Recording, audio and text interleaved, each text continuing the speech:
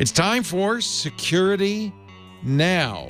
We're going to find out why LessPass is even less than it was last week. Steve visits Yubico and Stina and her husband. A lot more IoT news that will relieve you about if you're a Pixel owner from the PwnFest. And wow, a new Wi-Fi sniffing attack you won't believe. It's all coming up next on Security Now. Netcasts you love. From people you trust. This is Twit. Bandwidth for Security Now is provided by CacheFly at CACHEFLY.com. This is Security Now with Steve Gibson, episode 586, recorded Tuesday, November 15th, 2016, the BlackNurse attack. Security Now is brought to you by Carbonite. Keep your business safe this year. Protect files on your computer or server with automatic cloud backup from Carbonite. Try it free without a credit card. At Carbonite.com today. Use the offer code SECURITYNOW to get 2 free bonus months when you buy. And by Rocket Mortgage from Quicken Loans.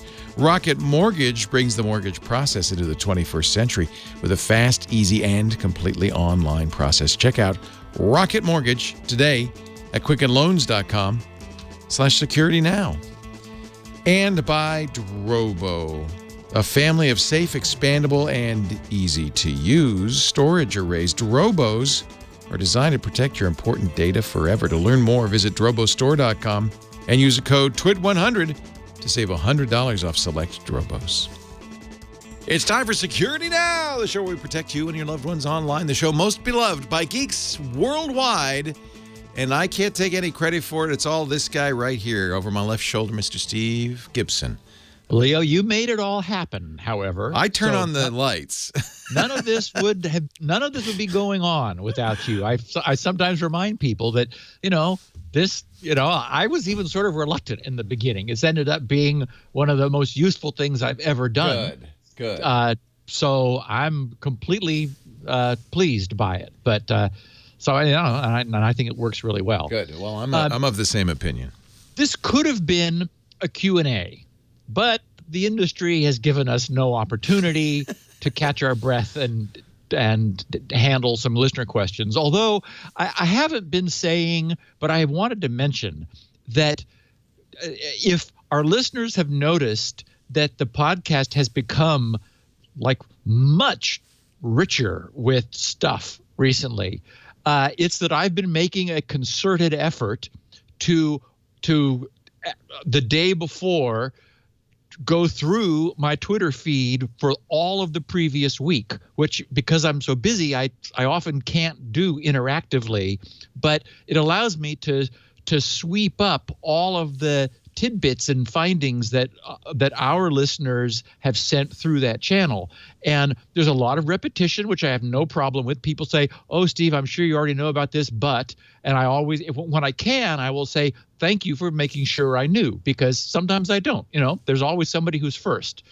But I just wanted to make sure I don't always have the chance to respond to everybody whose tweet I receive, of course, because I'm getting hundreds of them. But it is, for me, a clean, fabulously useful channel. So I just wanted to make sure for any people who have tweeted me things who have then noticed that I have mentioned it in the following podcast, even if I didn't have a chance to say explicitly thank you on a per tweet basis, that it is the consequence of our listeners that the podcast, and of course my willingness to make the effort to go to really pull all this together, I think has gotten better in the last few months as a consequence of this. And this is another example. This is nominally titled the BlackNurse attack. And I have no idea where that name came from. Normally we can figure out where it came from. I don't know. That just seems random. But it's an interesting, different kind of denial of service attack. And it's one we talked about at least 10 years ago, which has sort of come back around with an interesting twist and reason. But it's not a huge subject, and we have so much to talk about. We've got results from my my question last week for our listeners who were willing to try that CAIDA spoof testing. We have results. LessPass, that we also talked about last week, turned out to have been even better named than we knew. Oh boy! So we have to revisit that. I want to share briefly some result of my day at Yubico. I was up on the peninsula, Leo, in Palo Alto last Thursday, just for a quick little trip up to visit Stina, to meet her husband, Jacob, who is the head techie, and to give a squirrel presentation to Yubico. We've got a bunch of more Internet of Things news. Cory Doctorow wrote a beautiful piece that's I'm going to share the beginning of. News from PwnFest and Mobile Pwn2Own, where the headlines, I think, got the message wrong. Unfortunately, they went for inflammation rather than credit. Oh, okay, because I read the headline and I was scared. Yeah, so it doesn't matter that Google's Pixel phone got hacked in 60 seconds. It matters that it was patched in 24 hours. Yeah. So I think that's props to Google. Okay. We've got some miscellany, including the probable elimination of the need for dark matter. After all, I did say it was miscellany. Wow. Yes. It's very good news, because dark matter, I don't know about you, Leo, it's been really upsetting me for several decades. You know, I hate it when they say, well, we don't know, so we'll just put this little variable in the equation, and everything then works out. I don't like that. It's not little. 80% of the mass of the universe had to be invisible. Right. There's something, like, it's just not elegant. And Occam's razor says the simplest solution is usually the best. Well, I'm glad. I'll be interested to hear what you say there. So it was some research that was first came to light at the end of 2009, so just almost 7 years ago. But then a paper was updated by the same guy, a theoretical physicist, last week, where he put the pieces together. Anyway, it's really interesting, I think, that our listeners will get a kick out of it. There is a new Wi-Fi, what I call the Wi-Fi field disturbance attack, which also sort of says we just ought to give up and go home. Oh, dear. Then there's a wacky Kickstarter fingerprint glove, and the BlackNurse reduced bandwidth DOS attack. So I think we can promise our listeners a great 2 hours. Sounds wonderful. Before we get to the meat of the matter, let us get to our advertiser, Carbonite. Actually, this is appropriate. Before every security now, you should back up, just in case something goes horribly wrong with the spaceship. We'll have a copy. Westworld, okay. This is not a spoiler, Steve, but there's a plot point in Westworld. Wow. Last week, you mean, on Sunday? Yeah, well, first of all, wow. But there's also, and I don't know if you noted this, and maybe it was the week before, a plot point where if Anthony Hopkins' character had just used Carbonite, none of this would be a problem. You know what I'm saying? You know what I'm saying? Yes, I do. Okay, yes, I'm just saying. It's those pesky laser uplinks. Back up is so important. And even if you're running a futuristic theme park, cowboy theme park with robots, you would think they'd have a good backup strategy. You ought to have a good backup strategy no matter what your business is, and at home too. In business, it's maybe a little more mission critical because after all, if let's say there's a burglary or fire or something and you lose your stuff in your business, your computers, you probably lost the backup too because it's in the same building, right?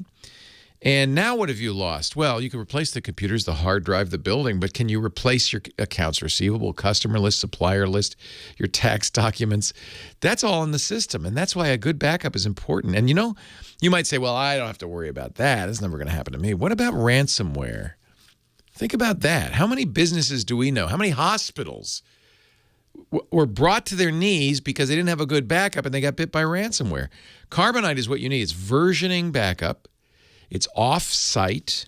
It's automatic. It's continuous, and it's surprisingly affordable. And Carbonite has a variety of plans. The base plan for a single computer at home, maybe a Mac or a PC, is $59 a year. So there's no cloud storage that cheap because it's not metering your uploads. So it doesn't say like for a certain number of gigabytes. No, that's just for your whole system, for everything important on your system.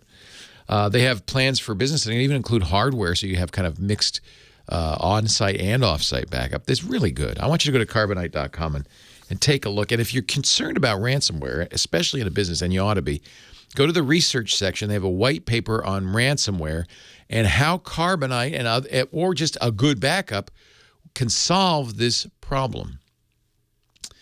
If you just ask your IT person, if you have an IP person, and if you're the IT person, ask yourself, what's your plan?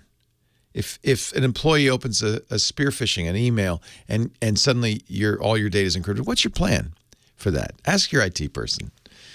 What do you got? What's your plan? What do you got? Let's say this just happened. Here's a hypothetical. Carbonite. If he says Carbonite, you go, okay. Carbonite.com. Take a look at all the different plans. Pick one you like. Try it free. No credit card needed. So there's no obligation, no cost. It won't automatically renew or anything. It's just it's a free trial. If it works well for you, do use the offer code SECURITY now when you buy, because you'll get 2 months free with your purchase. You got to back it up to get it back. Do it right with Carbonite. And I know all you geeks listening go, well, I've got my own special method. I use rsync and a batch script that runs in every third minute after every hour. That's fine for you, and I'm sure you're happy. Think about your family and your friends, and maybe tell them about Carbonite. Carbonite.com. All right, Steve. Jenny uses Carbonite, and that's I'm sure thing. You have some amazing. I do. I got incremental rolling version control. I want this many snapshots per hour, but no more often than this many You're per that week. Guy. And yeah, I am. And it saved me so many times when I've done something and it's like, something I had last week was better than what I ended up with, and so I'm able to human error is frankly the real problem. I just don't want to say it, but that's really the real problem: is fumble-fingered humans. Well, and crypto malware. Oh my God, that's a terrible problem. Yeah. Yeah. So it's nice to know that I'm not alone. You're not alone. I know what you're going to say. I'm not alone. Not alone. The picture of the week is another fun O'Reilly made-up cover. It's the Essential Series, Managing and Navigating 1 Million Browser Tabs. And the little subhead up at the top, because you just saw the tab you need. Yeah. You can't, it's there somewhere. Yeah. And and as I was telling you, I still have Spinrite 6.1 R&D tabs open from before I began Swirl. They're there. Because that's where I was. And you never restart your computer? Oh, I do, but I have a good session management. You have it backed up, okay. Yeah, exactly. I've got all my tabs, and I'm Firefox gets a little finicky, especially Amazon. Amazon's pages seem to be growing in bulk, and so you load a couple of those, and it takes a while for the thing to stop spinning because it keeps getting more assets from wherever, and then finally things settle down. But anyway, yes. This demonstrates the fact that it's handy to have tabs. And in fact, I wanted to mention also that some iOS update, it was a while ago, so it may have been 8 or maybe 9. It was one of the major changes. Thankfully, allowed the default iOS browser, Safari, to increase its number of tabs. Because, of course, I'm always choking there. And because what I discovered by coincidence was you can only actually have, I think the number's 32. I did hit the limit. And what happens is it's a push down list or a LIFO, so that if you open a 33rd, it lets you do it. But without telling you, it overwrites the oldest one. So I'm sure they're trying to do what they hope you want, but it's not what I want, because I have that oldest one for a reason. Just like I've got, Spinrite tabs still open and waiting for me to come back to them for a reason. They're vintage. They're aged. They're Well, like it's sort of fine nice. wine. Take a browse through your nostalgia every so often. Anyway, so what I do is I switch in Safari and iOS to that zoomed out view where you can sort of see the pages stacked, and I'll quickly sort of make sure that I'm still way shy of 32, so I'm not in danger of running over and killing off something that I'm still trying to like hold for some future purpose. You're a tab wrong, duffer if you only have 32. That's like that's all you can do on iOS. Yeah. Which is my point. So. Yeah. At Twit, one of the I think it was Alex Wilhelm was sitting on Twit and screamed and said, "All my tabs are gone." So, he was bereft. We have to set him up with your solution, your tab archiving and backing up solution. Yeah. So, many of the feedback that I got, both via Twitter and in the mailbag, which I did dump last night to look through, were, as I asked for, our listeners' feedback about their IP spoofing tests. And I was gratified by the result for two reasons. One was that our listeners will remember that 2 weeks ago, I was brought up short by the whole question of outbound spoofing behind a NAT router. Because, we've always been focused on the ISP and the ISP not allowing their client or customer traffic to egress from their control with an obviously fake, spoofed IP that can't ever come back to them. And there is no in no protocol of the internet is there a justification for doing that. There isn't one. So as our listeners remember, a couple of weeks ago, I realized that there are no light bulbs that are not behind NAT. You only typically have one IP from your ISP who has only, or IPv4 at least. We know that in the future, that's going to be 16 bits worth of IP per customer. So anyway, the result of the analysis was not a single, not one NAT router passes spoofed IPs. They all block them. There was one from the herd, the Netgear N600, the Wonder WNDR 3700V3 with the most recent firmware. It turns out it allowed adjacent IP address spoofing. That is, it wasn't checking the lowest byte of the 32 bits. So you only had a range of within 256 IPs of the same block you were in. So it's a little bit softer checking, but the practical consequence of that is it would be of no use to any attacker because the attacker is going to try to get equipment in your facility, in your premises, on your network to send packets with an arbitrary IP, almost certainly not within a few hundred of where you happen to be. So the bottom line is 100%, and this is a skewed sample. This is Security Now listeners, but I don't know anybody who doesn't have a router. You have to. If you're going to have more than one device on an IPv4 network, you got to have NAT.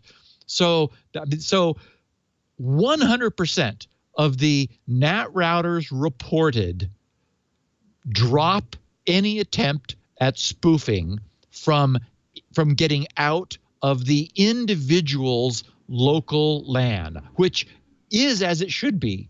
So it may not even be that ISPs have ever taken any proactive action. It may very well be that all of their customers have without knowing it, just by using NAT, which kills spoofs. And it must also be that the bad guys know. This doesn't mean you cannot spoof on the internet. You certainly can. You just have to go to a direct connection or modify your NAT to explicitly add some rules to pass. But the default NAT translation, where the source address is rewritten to the public IP as the packet leaves, so that it's able to come back to you, and then that destination IP is replaced to go back to the computer from which it came, that drops spoofed packets. And so I believe this makes sense then as to why all of these IoT devices are not being seen spoofing. If they tried, their traffic would never get one hop away from them before being dropped at the NAT boundary. And so they're just going with in-band, non-spoofed attacks, which unfortunately, as we've noted, there's such a large population of existing both PCs and now IoT devices that there are plenty opportunities for attackers to get in them and generate non-spoofed traffic from those. But really interesting results. So thank you, everybody, one and all, who took the time to run the test and shot me their results. I looked at a whole bunch of those network diagrams and spider charts. Everyone was sending me the links that their test generated, and every single one of them, with that one exception, showed that the spoofing never got past the NAT router. So very nice piece of information and intelligence for us to have. And it makes sense. Yeah. So, okay. First of all, the guy who named that piece of code LessPass shot me a tweet shortly after the podcast saying, quoting me, saying, hope he doesn't attempt to obtain a trademark on that. And then replied, no, we are not trying to obtain a trademark on LessPass, which of course he would not be able to obtain. But one of our listeners dug a little deeper than I did. A listener named Adam took a look at the code and was horrified by what he found. He reminded me that I had said that last week that I hadn't bothered to look at the code since, for two reasons. It was so trivial to do this correctly that I just gave the guy the benefit of the doubt that he had. But also, it didn't even pass muster from a functional UI standpoint. I explained why it just wasn't practical to use this thing, independent of how it worked.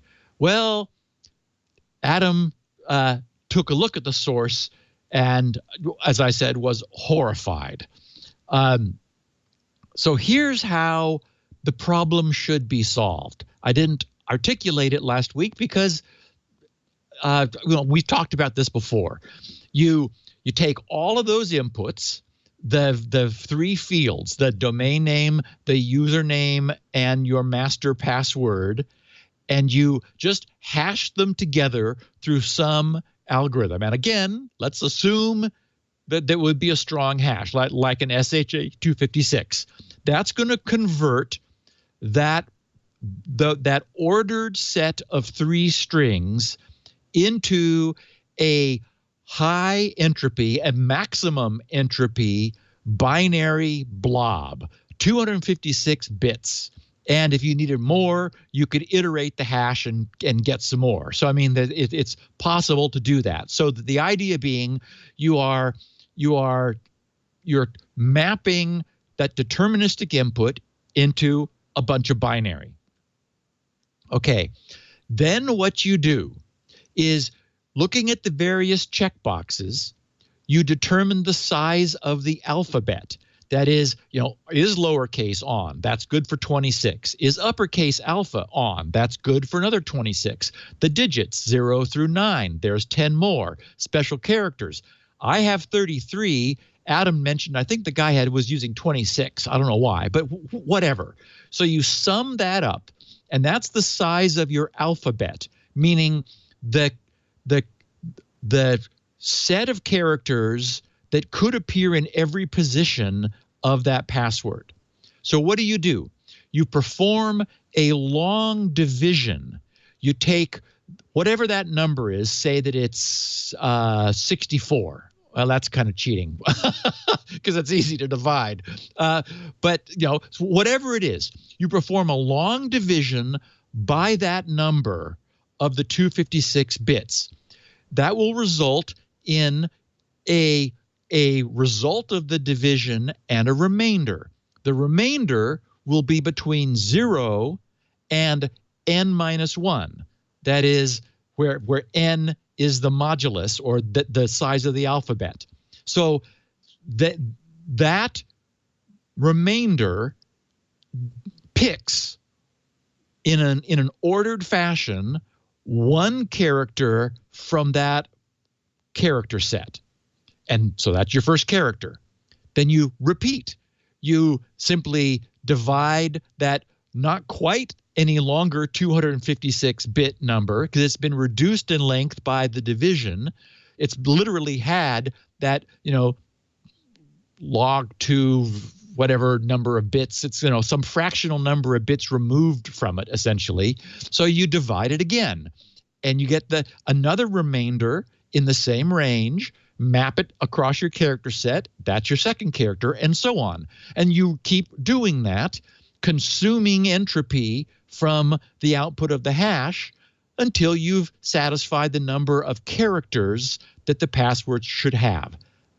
I didn't go through all that last week because we've talked about this before. That's the way you solve this problem. Problem has been solved. What did this person do? Oh, no. He didn't do that? Oh, Leo, no.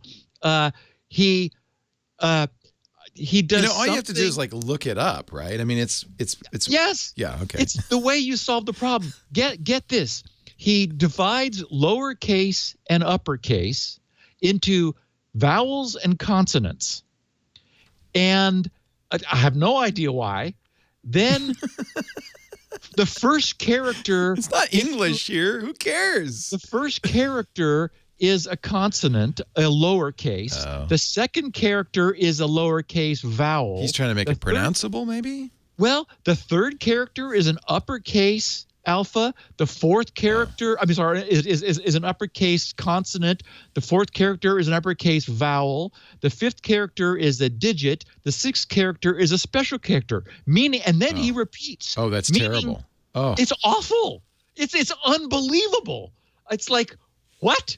It really is. You're reducing the entropy hugely. Yes, you have, so that any password this creature produces is going to have a vowel as its first character. That's ridiculous. How many vowels are there? Oh, A-I-O-U. And sometimes Y. Yeah. It's I mean, that's thank terrible. you, Adam, for telling us. Yeah. Just because, as I said, this thing deserves its name much more than I knew. LessPass. Wow. I mean, and even inspecting a few of its outputs, you would immediately see, wait a minute. They all look Why is it always a vowel, then always a consonant, then always a vowel, and always a consonant, then always a digit, and then always a special character? And the problem is, of course, attackers would see that too instantly. Right. And say, oh, well, this makes our job much easier. So if last week's, I had to come back to this thanks to Adam's bringing this to my attention, because again, I didn't take it seriously already. But if any of our listeners thought, well, I still think this is useful, be advised.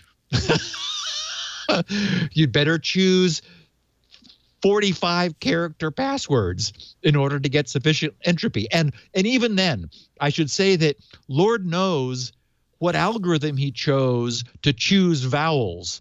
I mean, it sounds like long division is beyond this person.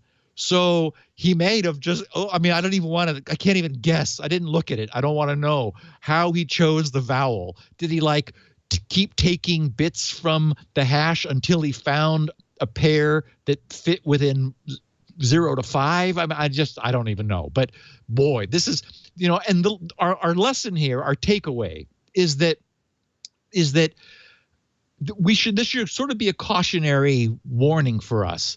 No matter how well-intentioned they may be, not everyone is equally capable of solving important problems correctly. And even those who are, we know, can still make mistakes. But the last thing anyone should trust is an ad hoc construction such as this thing.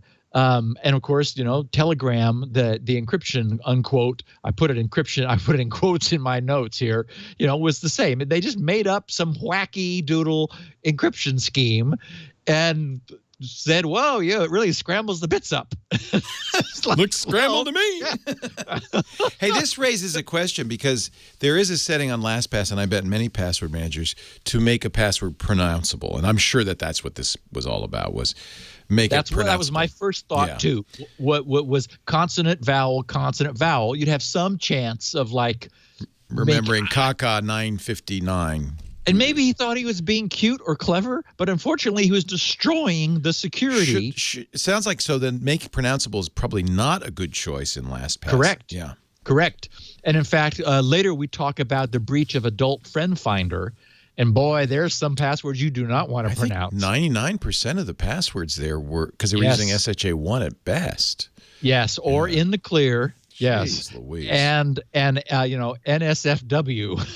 Yeah, of course. Well, it's adult friend for finder, a lot of those. But no, so that's good. So I won't use that make pronounceable. I think if you think about it, you don't have to be a mathematician to understand that your goal is to make a password as random as possible. So anything that reduces randomness, or as Steve would say, entropy, is going to reduce the effectiveness of your password.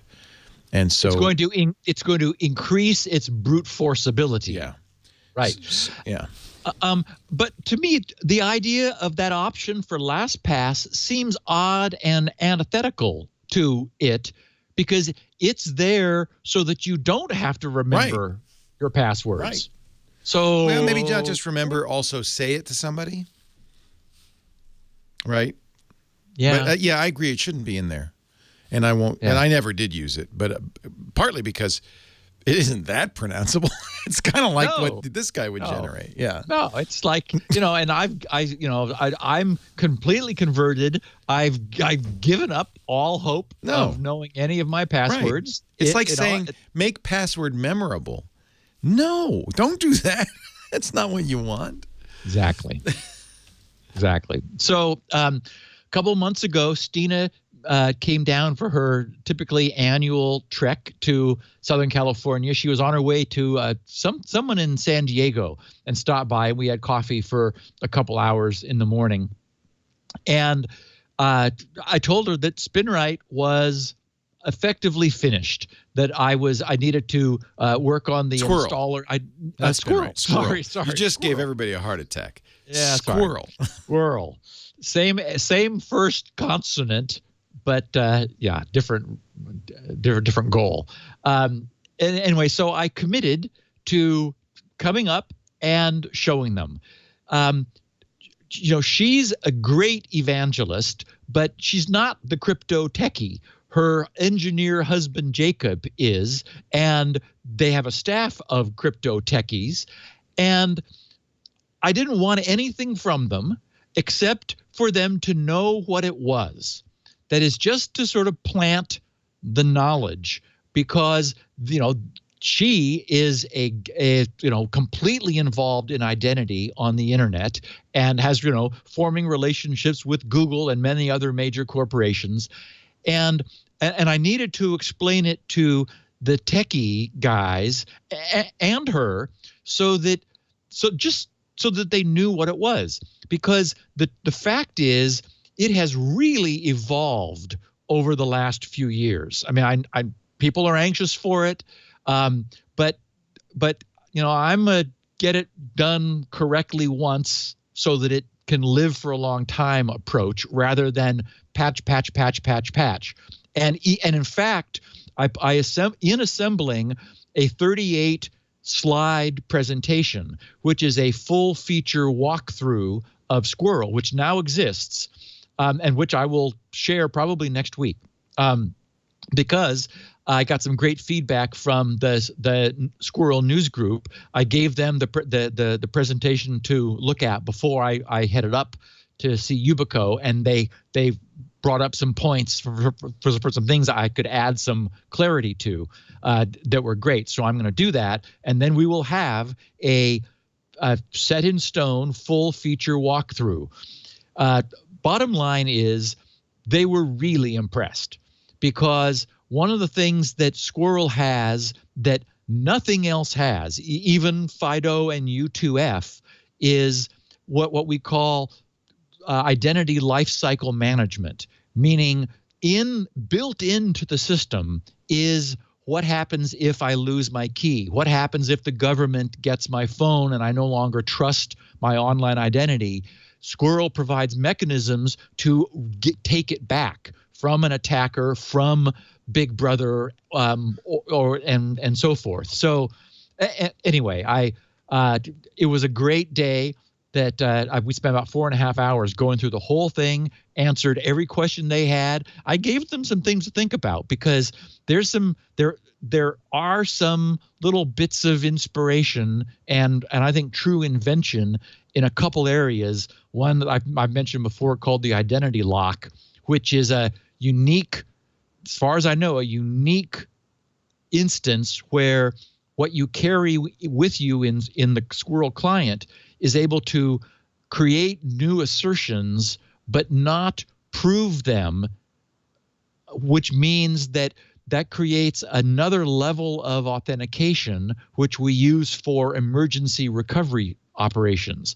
And the beauty of that is that if an attacker were ever to get your Squirrel client in any way, they only get the ability to create new associations if they had everything, but they can't prove them. You need what we call the rescue code for that. Anyway, I think that our listeners will probably get a kick out of just browsing through this. So I will have it finished by this podcast next week. I will have added a few things to it, and we'll have a very nice, front to back, soup to nuts presentation on what Squirrel is and the way it works, followed pretty quickly, I hope, by some code people can start to play with. And this was just sort of a random tweet that caught my attention. Joe Rodericks tweeted, he said, a question to me and Wired. He said, "Why is there a silent audio track playing when I visit wired.com on my phone? Not cool." Now, I assumed immediately, I thought, oh, that's interesting. And I thought, hey, I bet I know what that is. I bet you do too, Leo. It's probably their technique for monitoring how long a user remains on the page. While you're there, your client is receiving an audio stream. And when you hit back or switch away or whatever, that gets stopped. And the trouble, of course, with doing this is that while Wired may have ample bandwidth and purchases it in bulk at massive discount, their individual visitors don't have that luxury and may well have fixed data rate plans and which are decidedly more unlimited. So I think this sort of shows another example of a diminishing concern for website visitors. Maybe the advantage is that this allows them to track people with scripting disabled, because I think you can probably cause audio to play without needing JavaScript enabled. I think so, yeah. Whereas, is it an MP3 or? He just said audio. He didn't specify anything more. If our listeners are interested in digging in, I'd love to hear what more they find. But because I first thought, well, there are like way less bandwidth intensive ways to do that. Like JavaScript you could set a timer in JavaScript and have it occasionally poll the server to say, hey, I'm still here, I'm still here, I'm still here. And in fact, that's what Squirrel does in order to recognize that your client has authenticated. After, while it's displaying the page, it just pings the server to see whether the user has externally from the browser logged in yet. And when the browser sees that they have, it updates the page sort of magically. But that's the technique I used. But it does require that scripting be enabled in order to run that code to perform a little, very short little query occasionally. But so my guess is that this is meant to be a robust, non-script required means of kind of keeping a channel open back to the server so they can monitor how long their users stay there. Seems like a terrible idea. It really does. It's kind of, I wonder how much bandwidth it uses. That's awful. Yeah, hopefully it's a low bandwidth audio, but because again, it's not zero cost to wired, but it's just annoying to know that there's like constant a constant suck down even after the page finishes loading, apparently by design. Wow. Wow is right. And you may have picked up on the news, Leo, that our web browsers turn out not to be the only ones responsible for writing massive amounts of data onto our typically our hard drives, and of great concern, our SSDs. It turns out Spotify was 5 months ago told that this was going on and just ignored it for 5 months until it finally started gaining enough steam, and maybe on the coattails of the awareness that browsers were having a problem, and linking that to SSD. Dan Gooden reported in Ars Technica saying streaming app used by 40 million writes hundreds of gigabytes per day. And he said for almost 5 months, possibly longer, the Spotify music streaming app has been assaulting user storage devices with enough data. Now, that's not technically correct. I'll explain what the bug was in a second. Enough writes to potentially take years off their expected lifespan. Reports, or in some cases, hundreds of gigabytes being written in an hour are not, and I've seen a terabyte a day, are not uncommon. And occasionally, the recorded amounts are measured in terabytes. The overload happens even when Spotify is idle and is not storing any songs locally. He writes, the behavior poses an unnecessary burden on user storage devices, particularly solid-state drives, which come with a finite amount of write capacity. Continuously writing hundreds of gigabytes of needless data to a drive every day for months or years on end has the potential to cause an SSD to die years earlier than it otherwise would. And we all know that's true. That's why wear leveling is a crucial portion of SSD physical storage management. And yet, he writes, Spotify apps for Windows, Mac, and Linux have engaged in this data assault since at least the middle of June, when multiple users reported the problem in the company's official support forum.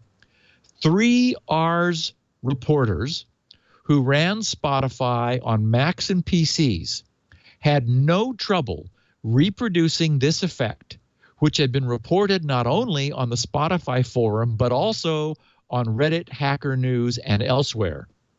The Spotify app wrote from 5 to 10 gigabytes of data in less than an hour on Rs reporters' machines, even when the app was idle.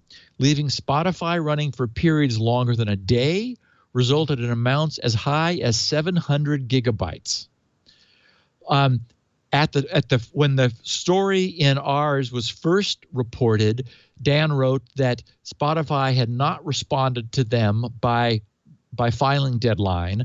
Then there was a later update posted with a very sort of wimpy, mealy mouth, like, we're looking at addressing the issue and we'll be resolving it soon. So here's what's going on. It will be fixed in version 1.0.42. It actually is a bug. It's I would argue that the browser problem was carelessness, that is, just not caring to, as we know, the browser is saving its state very often by default, so that if it crashes or hangs or anything, you're able to recover. The problem is it doesn't do something as simple as seeing whether the state has changed from now until 5 seconds ago when it last wrote a state update. So that's just carelessness. In this case, it actually was a bug, apparently. Spotify is on top of the SQLite database, and a function in the database called vacuum is being continually, repeatedly, and redundantly called.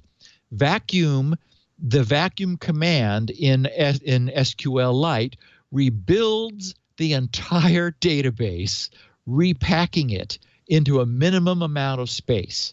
So the idea is that, if the database has had a chance to sort of grow with records being deleted and, added and deleted over time, you end up, just due to the nature of the way the database is tree structured, you end up with nodes that are typically half full and lots of pages that are not full. So it's possible to say, okay, let's compact it, and they call that vacuuming, where it squeezes it down. Well, once again, this thing, but that's the kind of thing maybe you would monitor or meter how much record deletion had occurred, which would tend to open up holes that might then be useful to vacuum, rather than just doing it carelessly and constantly. So this thing is just there. It's not actually like recording new data coming in streaming. It's just thrashing for no reason at all, reprocessing over and over and over an already squeezed database. The problem is apparently this 1.0.42 is just becoming available. So if this is a concern to you, see if you've got 1.0.42 of Spotify. See if you can update. They're being a little sluggish in getting it out. So it may not be available for your platform yet, in which case you may choose just to terminate the process until you've learned that 1.0.42 is available, and they say that they have got this fixed. So to be clear, it's not the issue is not that it's filling up your hard drive. It's Correct. writing, erasing because it's compacting a database. It's Correct. that it's thrashing your SSD. Right, but those are writes, and the rights. No, it counts. I understand. And so even if you rewrite the same thing on top of itself, it still causes a fatigue of the underlying SSD cell. A spinning disk wouldn't be an issue, right? No. I mean, it's wasteful, it's stupid, but it's not damaging. Correct. Many of us who have lights on our hard drives kind of every so often look at them and go, what is it doing? What is going on? I haven't touched it for an hour. Could it cause a slowdown? I mean, is it using CPU cycles? I imagine it is. Yeah. Oh, yeah. Competing with anything else you're doing. So, it's not good. It's equivalent of Windows re-indexing its hard drive all the time. Right. Or just like defragging, just because why not? You never know. But see, even a defrag, it will not rewrite obviously defragged regions. It just sort of like fusses around the fringe for anything that's changed.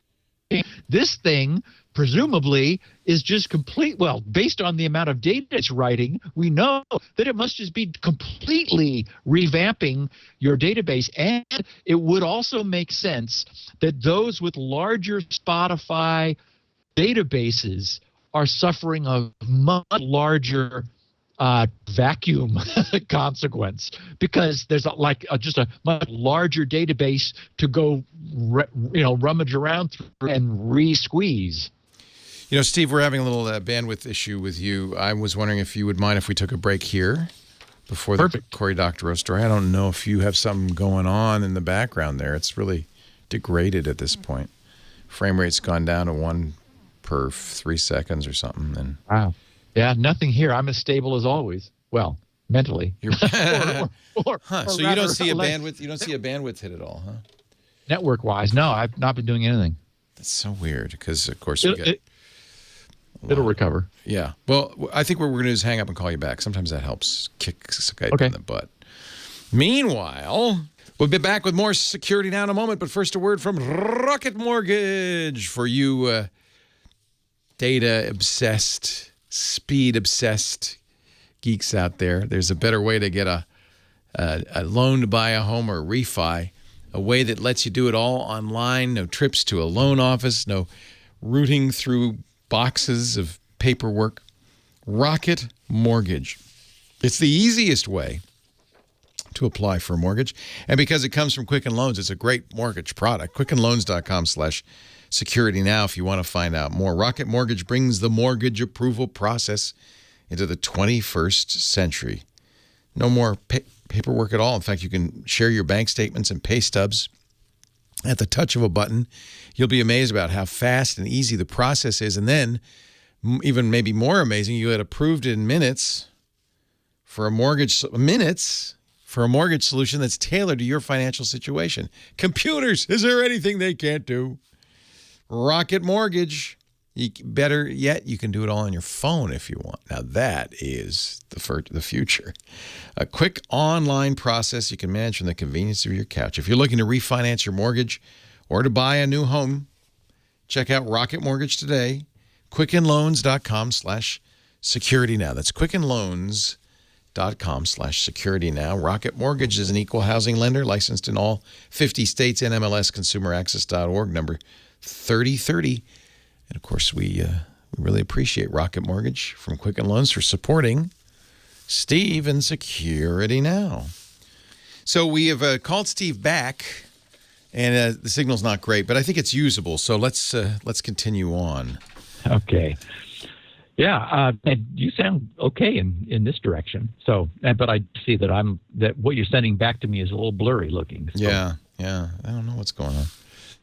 Okay, so I joked last week with the meme, all your light bulbs belong to us, which, of course, harkens back to, what was it, the 80s or something? The all your base belong to us was an internet meme. It was a bad video game that at one point says all your base belong to us. Yeah. So Cory Doctorow wrote a nice piece because some researchers from, I guess it's Dalhousie University in Canada and the Weizmann Institute of Science in Israel have just published a working paper detailing a proof of concept attack on smart light bulbs, which allows them to wirelessly take over the bulbs from up to 400 meters away. They're able to then write a new operating system to them and cause the infected bulbs to spread the attack to all the vulnerable bulbs in reach until an entire city is infected. And, once upon a time, this would seem far-fetched, but we're now living in once upon a time. It's no one would believe that something like this couldn't actually happen, given everything that we see is happening. And what's more of a concern is this was not some off-brand, Chinese light bulb, not to pick on them, but to somebody who just was selling something without any attempt. The researchers demonstrate attacking bulbs by a drone or a ground station. The demo attacks Philips Hue light bulbs, the most popular smart lighting system on the market today. Philips Hue uses Zigbee for its networking. And of course, we talked about that before when we were initially talking about wireless IoT stuff. Zigbee is a wireless protocol designed for low-powered Internet of Things devices, has many built-in security features. The most important of these is that once a device is initialized as part of a Zigbee network, it cannot be hijacked into a rival network unless you can bring a controller into close proximity to it, that is a couple centimeters away. However, there is a flaw in the Zigbee implementation in the Hue system.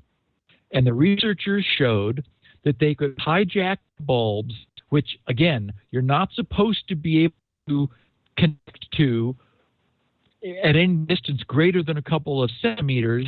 They were able to do so from nearly half a kilometer distance.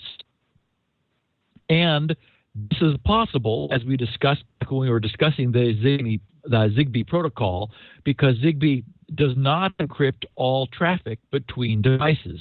That is, it doesn't encrypt that session initiation definition traffic because that's the way it bootstraps itself. So essentially, there is a bug in the bootstrapping system that has allowed them to contravene the way it was intended to work. The Hue system, the Philips Hue system, has safeguards to prevent malicious tampering. Updates have to be cryptographically signed using a very strong algorithm, or they'll be rejected by the Hue systems. However, the researchers were easily able to extract the signing keys, which are the same for all Philips Zigbee products, and then use those keys to sign their own malicious updates. So here's a system where clear attention was placed, clear focus was put on the security of the system, yet even so, there was a mistake which these guys were able to leverage into essentially, if you could imagine a metropolitan area where Philips Hue light bulbs are high density, this thing could form its own private viral mesh network, essentially. And that's what they did. They were able to take over any Philips Hue system. And so Corey writes, there are many ways that a hijacked Hue system could be used to cause mischief. Zigbee uses the same radio spectrum as Wi-Fi. So a large mesh of compromised Zigbees could simply generate enough radio noise to jam all Wi-Fi throughout a city. Hackers could also brick all the Hue devices citywide, or they could use a kind of blinking Morse code to transmit data stolen from users' networks. That's a little far-fetched because that's going to be low bandwidth, but it could be fast blinking. And then he says they could even induce seizures in people with photosensitive epilepsy, which would not be funny. The fact that the attack targets devices by Zigbee signals rather than over the internet means it's virtually impossible to defend against through traditional methods like firewalls. And as I said at the top, not so long ago, this scenario would have been seen as far-fetched at best. Now, its exploitation really seems more like a virtual certainty. Wow. Many people like the Web of Trust browser extension. It has, I think, a user base of about 140 million, if I remember from my research. Everyone knows I'm a huge fan of browser extensions. They've become, for me, an integral part of my daily management of my web browser portal to the internet. They add security, block annoyances, add extra features that I find valuable, like managing hundreds of tabs and saving session state as necessary. But unfortunately, a German TV channel, NDR, did some research into a very popular browser, the Web of Trust, and uncovered a serious breach of privacy by the whole Web of Trust WOT service. 140 million web servers trust it to help keep them safe online. It's been around since 2007, and describes itself as a safe web search and browsing service. And of course, we know that it boils down to being a crowdsource-driven website reputation and review system. So users can view ratings on a per-site basis for trustworthiness or child safety, and as well as provide their own feedback and add their own ratings. So this channel NDR investigation uncovered that while you have the WOT extension installed, extensive data collection is going on in the background behind your back. WOT not only collects and records data on a per user basis, but then analyzes and sells it to third parties. The WOT privacy policy states that your IP, geographic location, device type, operating system, browser, date and time, web addresses, and overall browser usage are all collected, but that it is non-identifiable. However, NDR found that it was a simple task to link the anonymized data to individual users of the service.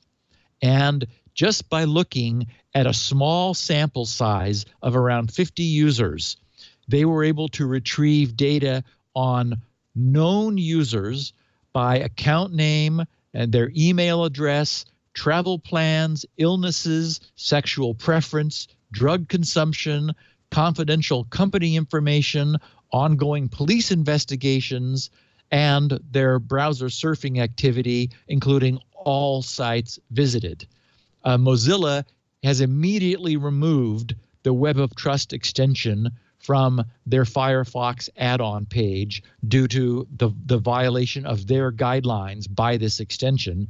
And it seems likely that other browser vendors will follow quickly. So I just wanted to give a heads up. If we've got 140 million users of this, I wouldn't be surprised if our listeners number among them. And unfortunately, it looks like this organization that has provided this otherwise nice-looking crowdsourced service is not being very credible with their support for their own users' privacy. So you want to consider uninstalling that extension. Apparently you can't. I didn't check, but you cannot even get it from Mozilla for Firefox any longer. Ugh. Anybody says trust me, I always say, well, let me see. yeah, exactly. It's the web of no trust. Wow. Exactly. It's becoming increasingly the web of how can we leverage our users for our own profit. Right. We talked briefly about Adult Friend Finder. I'll just note that it was a huge breach. I ran across a site I wasn't aware of before called Leaked Source, LeakedSource. This is a group that follows and aggregates site breaches.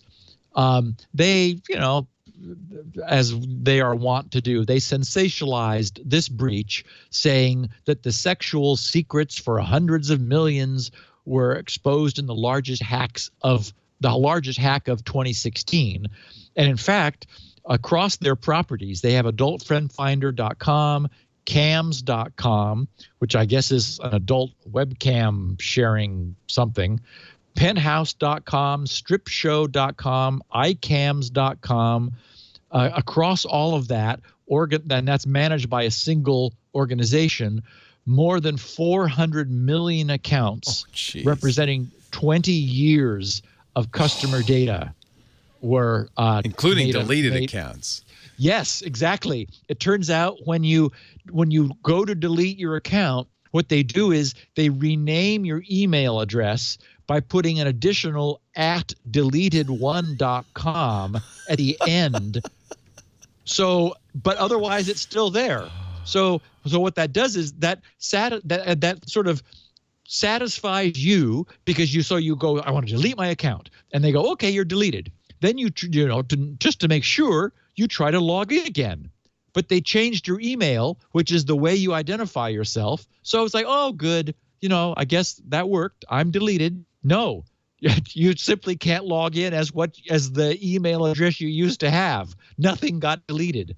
20 years worth of salacious details apparently now available. And as you mentioned, Leo, in some cases, the passwords were never hashed. They were always in plain text.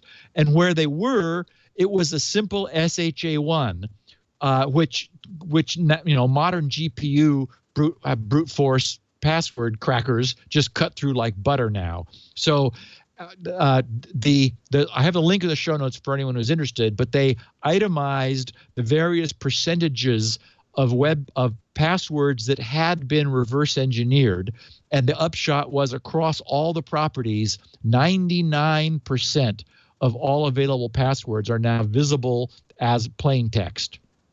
And you don't really learn anything new browsing the list, although you would have a good sense that this is an adult-related site when you saw what some of these passwords were. But of course, numbered among them is 1, 2, 3, 4, 5, 6. I looked for monkey. I thought, well, maybe there'll be monkey there, but no. Instead, there's other. It means other I didn't things. have an account there, so that's good news for me. That's right. Wow. Oh boy, and this was entirely foreseeable, but it's sort of interesting to see the details.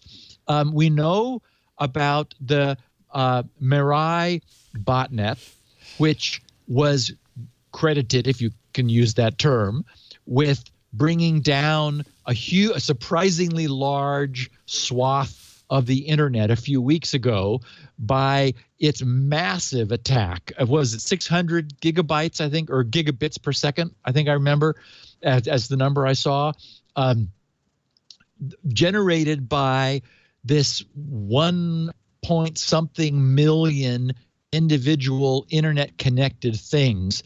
I guess cameras and one flavor of DVR was known to be behind this in addition, but basically IoT connected devices. What happened was the source code was released in September, and the presumption was that the author may have done that, and for some reason I have a she tagged to it in my head. I think it may have been a female author who released the source code. And the presumption was that way there was plausible deniability that this was her attack, because if other people had the source, then maybe it was their attack. Well, today other people do indeed have the source, and in fact, what has happened is what used to be one botnet of 1.x million devices has now seen massive fracturing.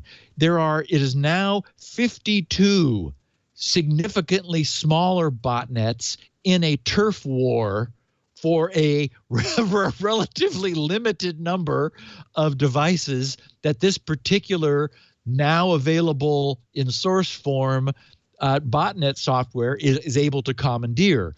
So what's happened is people who didn't have the skill or means or interest in writing this stuff from scratch, but they could download it and create their own botnet.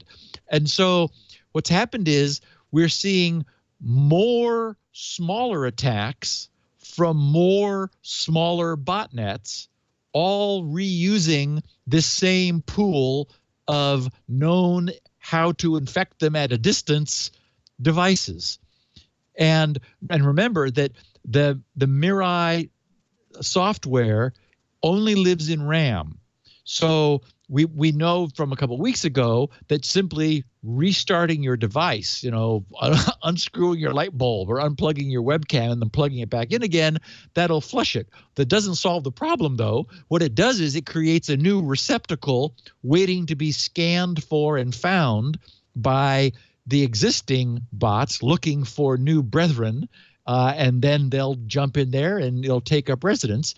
And presumably, if it isn't already doing it, we would expect that an infected device would close the back door. We've seen this certainly in other devices Code Red and Nimda both did that. After they got in, they shut down the means of entry so that nobody else could get in and fight them on a given device. What a world we're living in these days. Oh, and Leo, my favorite. I don't know who the originator was, because I saw it coming from several different sources over the past week. But I just love this. I mean, I liked the acronym IDIOT, IDIOT, which of course stands for I Don't Internet of Things. But I think even better is this slogan. The S in IoT is for security. Internet of Things security. Well, meaning there is no S in IoT. Oh, right. Oh, I get it. And neither is there any security. IoTs. It's like the S in IoT for security stands for security. Yep. Holy cow. That's a good slogan. I think they should use it. Okay. We had recently a mobile Pwn2Own about a month ago, and then just last week a PwnFest 2016. The headlines were inflammatory. Uber Gizmo wrote, Google Pixel gets hacked in under a minute. Yeah. And Mashable Got said, my attention. Google's new Pixel phone hacked in 60 seconds. And so, in my opinion, as I mentioned at the top of the show, these attention-grabbing headlines missed the point. But more on that in a second. Earlier this month, Adrian Ludwig, who is the director of Android security at Google, told Motherboard during a security conference that the Pixels are as secure as iPhones. He said, quote, for almost all threat models, the Pixels and iPhone are nearly identical in terms of their platform-level capabilities. He may well wish to believe that, but we all know that for security, the proof is both in the design and in the implementation, and only history can be the judge. And I always, look back at XP, where I remember Ballmer jumping around the stage saying Windows XP is the most secure operating system we will ever make, or something like that. And it turned out it was like the least secure. It was a disaster for the first several service packs, for years. So far, as we know, history has not been kind to Android. Android has traded openness for security, making a different trade-off than Apple has, and it struggles to offer both. But today, the truth is, it is nowhere nearly as secure in the field as the iPhone. And a group of Chinese white hat hackers hacked a brand new Google Android Pixel in 60 seconds late last Friday, at the Pwn2Own, at the PwnFest, hacking at the PwnFest hacking competition that took place in Seoul on Friday. The hackers, who work for Kihu 360, a security solutions company we've referred to in the past, won a nice fee, a tidy $120,000 in cash, after demonstrating an exploit that cracked open the Android and gave them full remote access, as well as access to personal information such as messages, phone calls, contacts, and photos. My position is, as we know, anyone can make a mistake, and Google is playing security catch-up. And a lot of this is not their fault. Things like, when they adopted the media library that Stage Fright has had such fun with, that wasn't their code. That was, here's a good blob of code. They didn't write it. Unfortunately, there were lots of subtle problems with it. So, as a consequence of the way Android has come together, it's taking a while to shake the dust out of it. But what they can, and I think should be proud of, is that they had patched that within a day. And I think that's all we can ask for anyone. I mean, that's the fastest performance we've seen. They also closed a hole that was also found a month before by a different group of white hat hackers at Tencent's Keen Labs, who breached the Pixel security at the Mobile Pwn2Own event in Japan. So again, I take issue with, some security guy saying it's the same as iPhone. Well, sorry, it's not. But, they're fixing these problems faster than Apple has responded typically. So, I certainly give them props for that. And I think it's, I know, Leo, that's one of the reasons you've switched to the Pixel. Aside from being a very nice phone, it's become clear that Google's properties, rather than their, third or fourth generation away OEMs, are getting themselves updated first. The Nexuses were always getting, patched quickly, and who knows whether the older ones, ever would. And then I think that's the best you can do today, given this ridiculously porous security climate that we're in. I titled this one, "Shove This in Your Pipe and Smoke It," because it refers to piping in Unix. There is a new tool which I wanted to just put on our listeners' radar, because we talked about instantly installing the Pi VPN by using the hack, the command line hack of piping the output of curl into the shell. So you literally just give the command curl space and then a URL, which feeds you essentially a command list, and then the vertical bar takes the output of that and feeds it into the standard input of the next thing in line, which is typically SH, your shell, which then absorbs that and does whatever it instructs.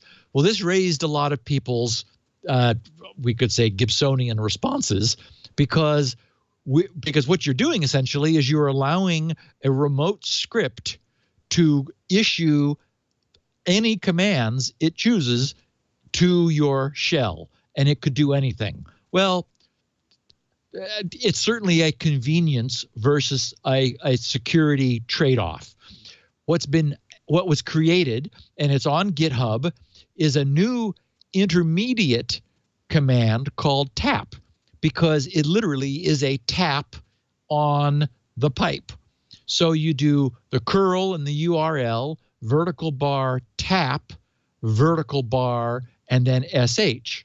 So what happens is curl pipes this blob into tap, which creates a temporary file, reads the whole thing in, and opens your default editor. If you don't it opens your default editor, or if you don't have in the environment, then it opens Vim, and allows you to look at it. You can peruse it, see what it does, make any changes that you want, and when you save and exit your editor, tap has shelled that process out, so that terminates, tap resumes, and then pipes that edited file into the shell and deletes the file after it's done. So that has, of course, that allows you to do an inline inspection prior to committing to piping, to approving it essentially and pushing it through into your command shell. And it has another effect, because we talked about how tricky this was.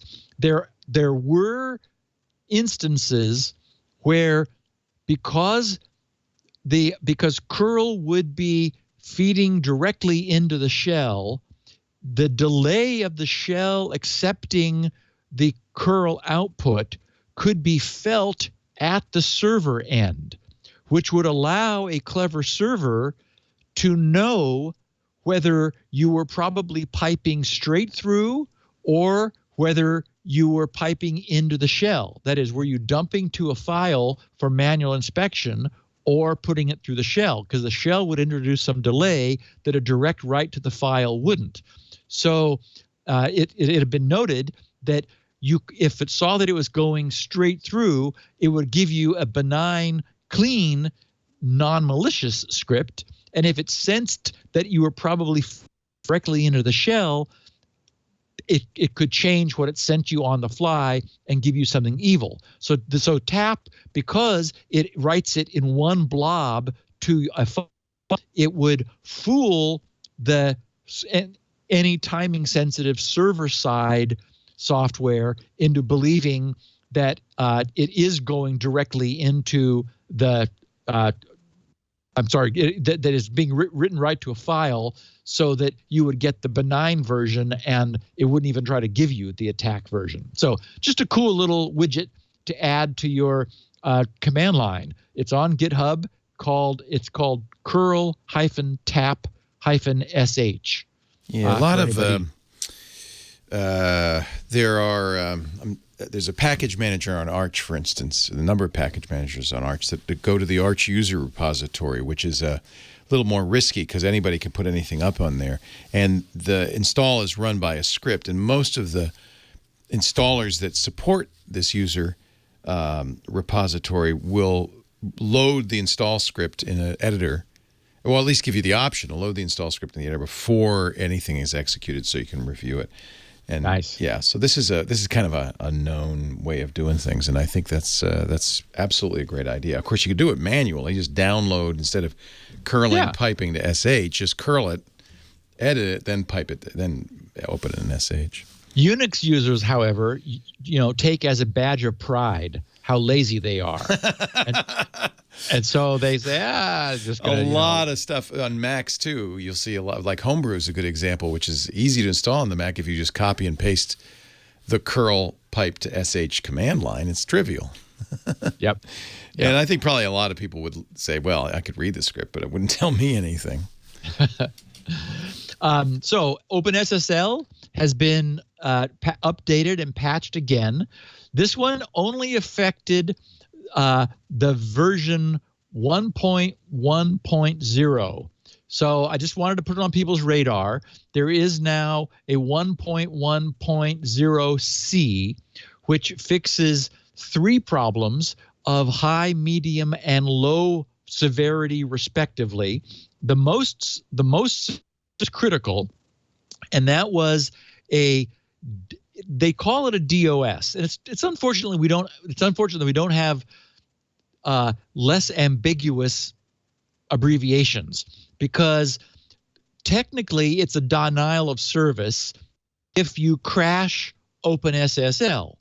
So what this is, a denial of service technically, although my point is it'd be nice if we had one for remote high bandwidth attacks of websites to distinguish it from I crashed the server, so I've denied the services of the server to anybody else who wants. Anyway, there is a relatively new addition to the TLS suite of ciphers, Cha-Cha 20 and Poly 1305, which are recent additions. It's a nice authenticated encryption suite, but there was an implementation error which for large payloads allowed an attacker, if they wished, to crash OpenSSL, thus bringing down the front end of a web server.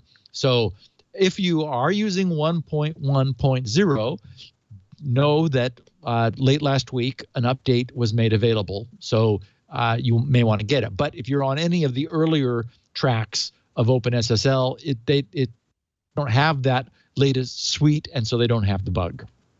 Let's take a little tiny timeout. Yeah. Your connection has gone up and down. It was better for a while. It's gone back a little bit down. So we'll just keep monitoring it.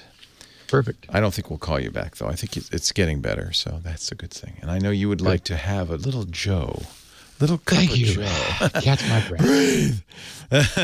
And I do want to get to, there's a lot of science fiction to get to. I can't wait. But first, oh, my Drobo. Do you have a Drobo? I can't remember. We sent you one, right? Yeah. I've got a 6 driver. I fully populated it with 1 terabyte drives. That's right. Yeah. And it just sits there, and I love the little lights, and yeah, it's great. So awesome.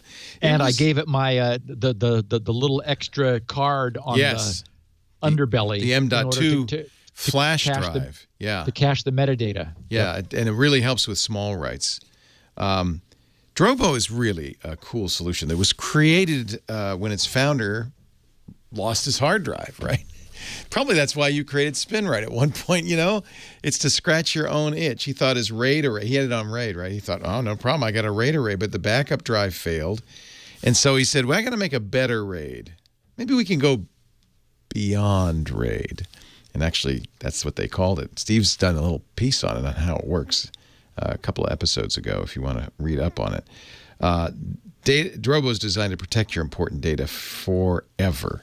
Then a couple of things I like about Beyond RAID as opposed to the other RAID implementations, like it's kind of, you know, it has the ideas like RAID 5, a drive can fail, you can pop it, put a new one in. But unlike standard RAID, you can have heterogeneous drives. And if you put a variety of different drives in a standard RAID array, each drive is seen as the size of the smallest drive in the array. Well, with Beyond RAID, it doesn't matter. They all add up to the total. And I think that this was where Drobo really took off, because people could buy a Drobo array, and everybody's got old drives lying around. Just pop in all the whatever drives you have. And then when you need capacity, the Drobo front panels give you all sorts of information. When you need capacity, you'll know ahead of time. You pop out the smallest drive, put in a bigger one, and you never lose data, and you never run out of space. Especially since the drive manufacturers keep updating the size of their drives. Drobo has battery-backed cache, so even a write failure or a power outage will not cause a write failure or data corruption. It will finish up what it's doing. Easy to do. You don't need tools. You just take the magnetically held front panel off, and it has little levers. You pop it out, push it in, no screws, boom, easy, even hot swappable. Now, you have, I think, do you have a 5N? I can't remember what we sent. I have the Drobo Mini, which is really awesome because I have 4 SSDs in there, plus the M.2 card. So that thing is super fast and portable. The 5N is bigger. You can use spinning drives, 5.5-inch drives on that. The 810N and the 5N, because of the N, are network storage systems. So you can expand their capabilities with the Drobo apps. There's a huge range of Drobo apps. The Drobo Pix app, which will automatically back up images and photos from your iPhone or iPod. By the way, if you were using Seagate's, this kills me, Seagate's solution, which I bought and recommended to others, that's going out of business in December and will stop backing up your photos. This is a better way to do it anyway. There are cloud apps to let you back up to 2 different cloud service providers or sync to other computers and mobile devices via BitTorrent Sync, which we've talked about and love. I use it all the time. Developer tools for programs and websites. You can put a full LAMP stack on it. The thing is a computer. Node.js, WordPress, you serve them. App developers can use C, Go, Perl, Python, Ruby. There's a Git client. I love having a local Git client. I use it. And I'll tell you why I use it. I want my .dot files to be preserved and updated as I update them, because I have it a lot of different Linux computers, and I want the .dot files to be common across the board. But I don't want to save them to GitHub because I want to put passwords. I want everything in there, right? So having a local Git storage, nice. That's on the 5N. There's also a software development kit available to support programming. You can run your own email server using secure remote access, end-to-end encryption in these difficult times. That's a nice thing to have. And you can do remote access. The apps MyDrobo and Drobo Access let you access your data from any computer using a web browser or on your iOS or Android phone or tablet. Data is encrypted end-to-end, ensuring your privacy. So, you know what? I feel stupid. I've been using mine for backup. That's all. I'm going home tonight, setting up a server. Drobostore.com. You can learn more, check out their complete line of products, and when you go shopping, keep this in mind. You could save $100 off your purchase of select Drobo models, including the 5N. But you've got to use the offer code TWIT100. $100 off with the offer code TWIT100 at drobostore.com. We really love the Drobo. And the thing I have to remember, because I've been using it since it came out, is it's constantly getting better. And I got to keep up to date on this because there's stuff I could do now I didn't even know I could do. Drobostore.com. It's good they do the ads, right? I bet there are a few people listening go, oh, you can do that? Drobostore.com. Offer code TWIT100 to save $100 on select models. All right, Steve, I see you pondering with great interest something. Well, yeah, I'm looking through the state table on PFSense to see what's going on. What's going on? Because I'm as I'm listening to you, it was like chopping. Chopping. Exactly. Very choppy. Something's going on. Well, we'll figure it out after the show. We'll get this done. And I will get it figured out. I'll find out what's going on. Okay, so Eugene Kaspersky is unhappy, which I thought was sort of interesting for a number of reasons. He has decided to sue Microsoft for anti-competitive behavior in the EU and Russia, and he explained it all in a blog post titled "That's It, I've Had Enough." And he's casting, they're casting themselves in the role of David to Microsoft's Goliath.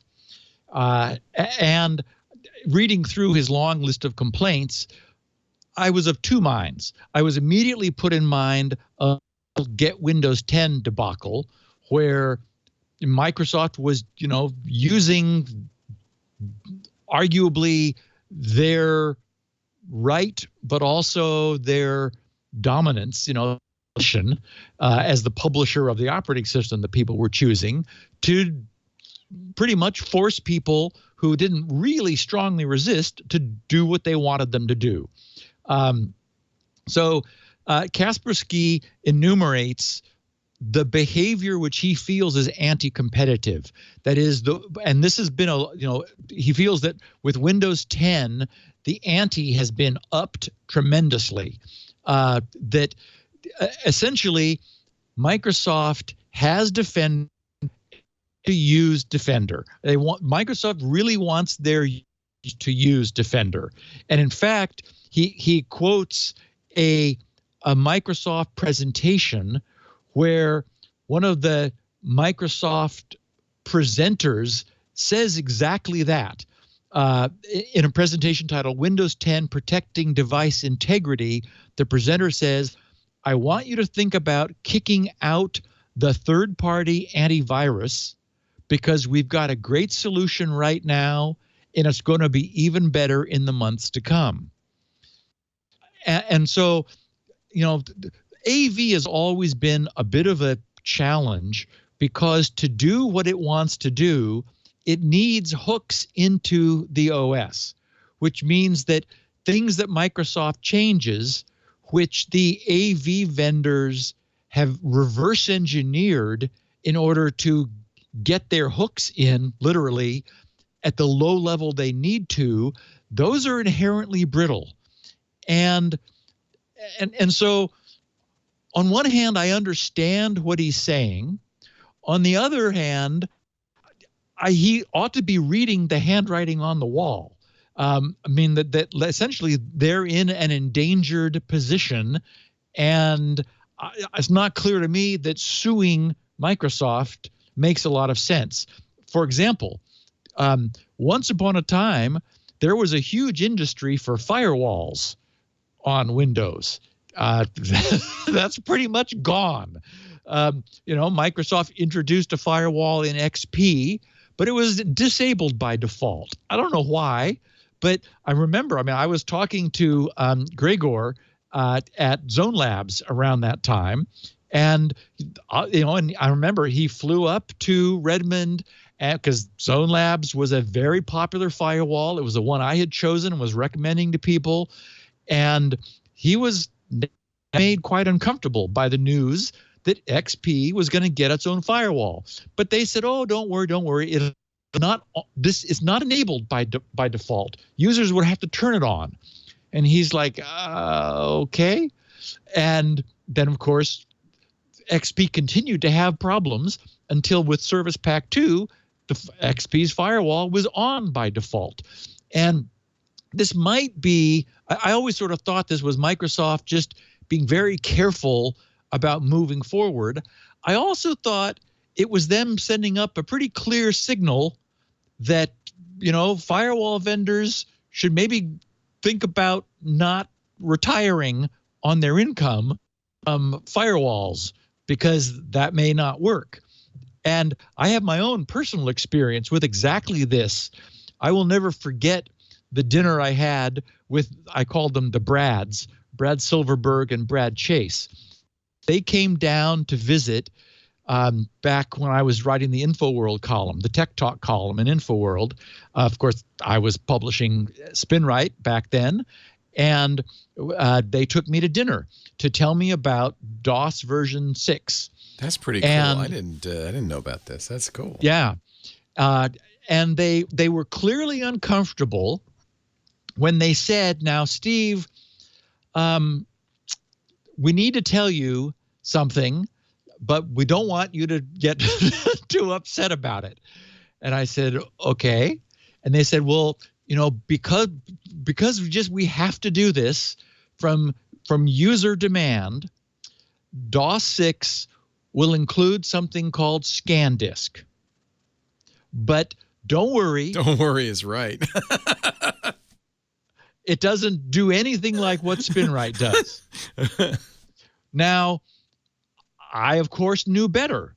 I knew that this was, a arrow through my heart, because from that moment on, the most often asked question from those who even bothered to ask was, well, I already have ScanDisk. It came free with DOS. Right. What do I need Spinrite for? Now, of course, they knew, because, they were technical VPs, that it did nothing like what Spinrite does. Doesn't do what Spinrite did. And of course, I knew it, but the fact that it was there, changed our ability to sell Spinrite, which seemed to be competing with something that was free, even though it did nothing the same. And arguably, customers were hurt because they would run ScanDisk that they already had, and it wouldn't them, and they and reformat their drive. They wouldn't data back. It didn't do non-destructive low-level reformatting. It didn't optimize their performance sector interleave. It didn't do any real data recovery. It was just sort of a better check disk. But it looked kind of the same, and it said ScanDisk. And so, ouch. I thanked them for dinner. Would have happily paid not to have ScanDisk bundled with DOS, because, obviously we've survived because, in fact, it didn't do anything real. But as we know, marketing is perception. And so anyway, I just sort of Kaspersky complaining about Microsoft. Oh, and the other point that I didn't make is I've always appreciated Microsoft's size. That is the monoculture of one OS. And Kaspersky should really recognize they've been profiting from that for a long time. Because of Microsoft's historic dominance, I was able to write one piece of software which satisfied almost the entire market. That's no longer true, of course. There's lots of Macs and lots of Linux machines, but for a long time, Macs were using the PowerPC, so Spinrite wouldn't easily run on them anyway. But the point is, we've all benefited both from Microsoft's dominance in the industry, which gave us a single target developers to write to. I'd rather have that than 20 different completely random, BOS and all these other things that tried, Amiga the Commodore could have gone to Commodore 128. All of this could have happened differently, and it would have created a much more fractured market.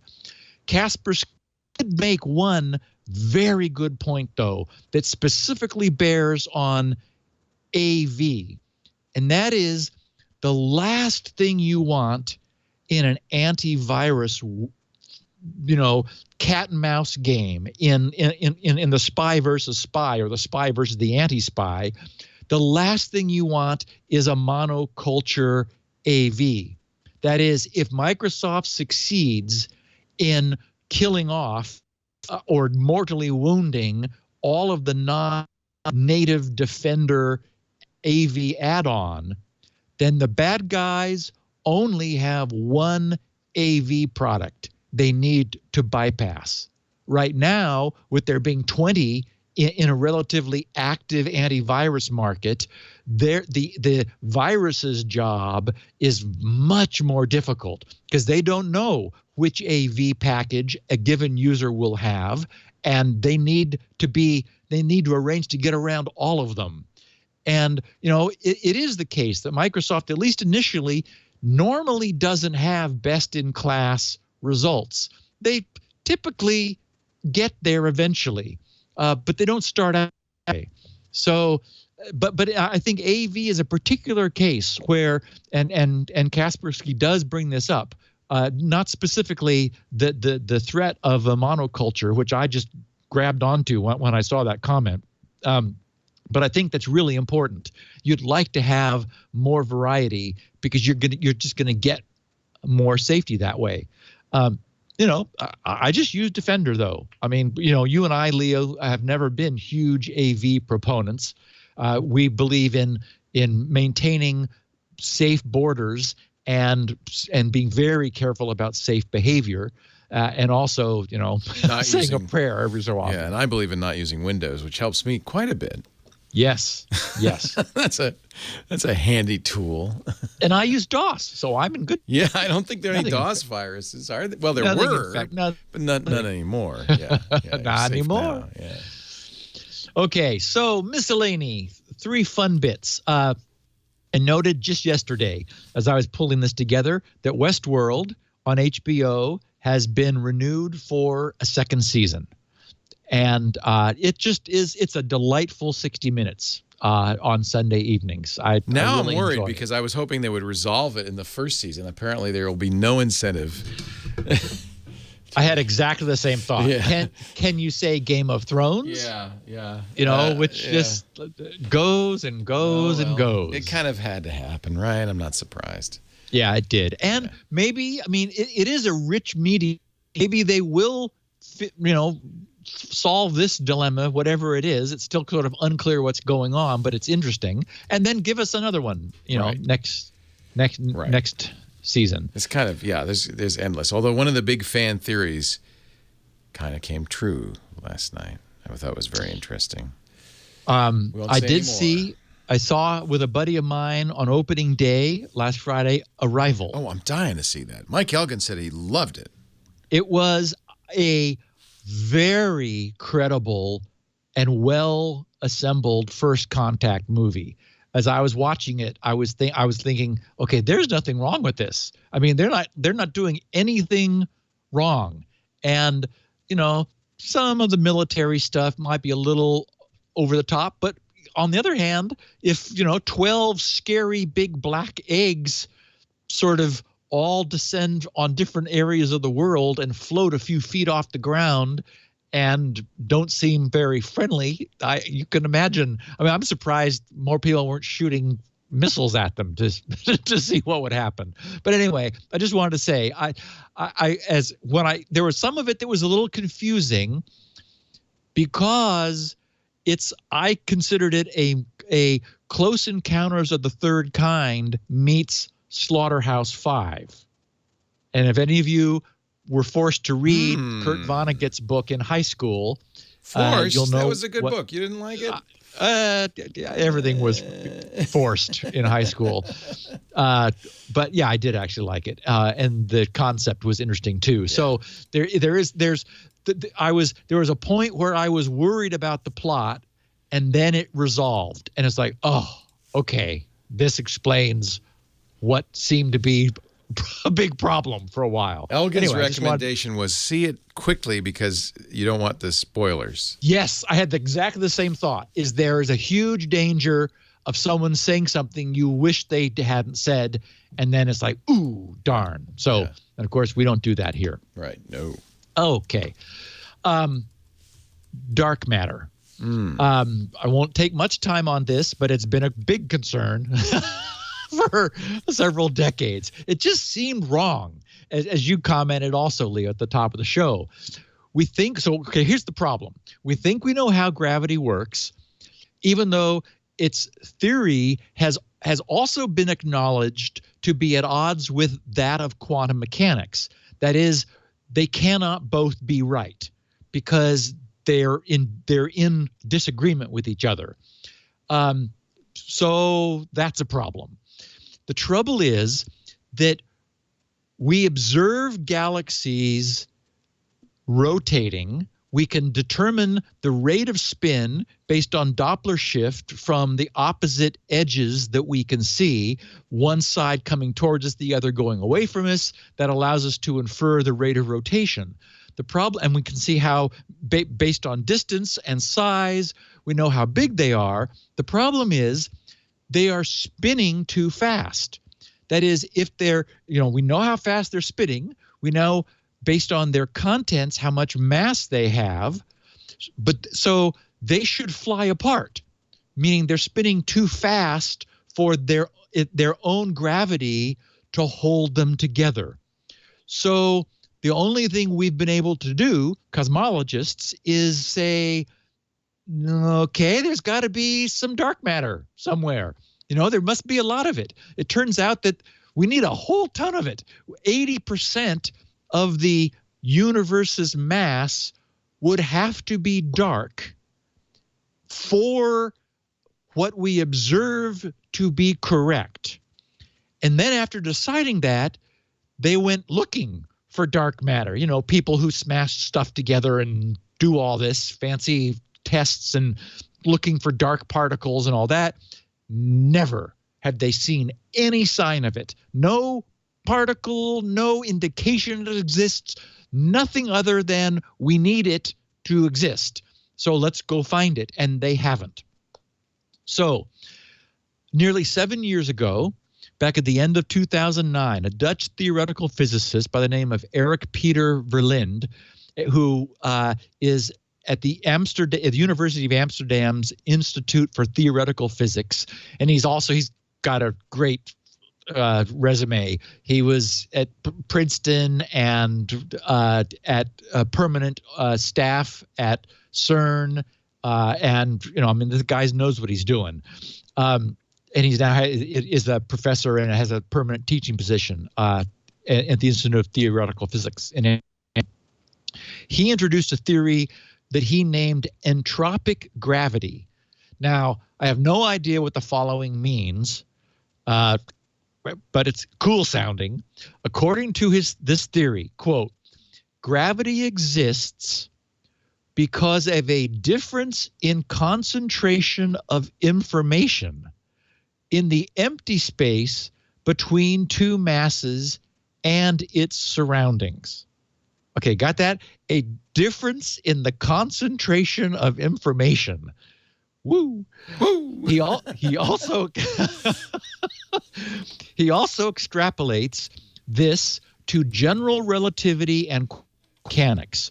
He said in an interview at the time, quote, on the smallest level, Newton's laws don't apply, but they do for apples and planets.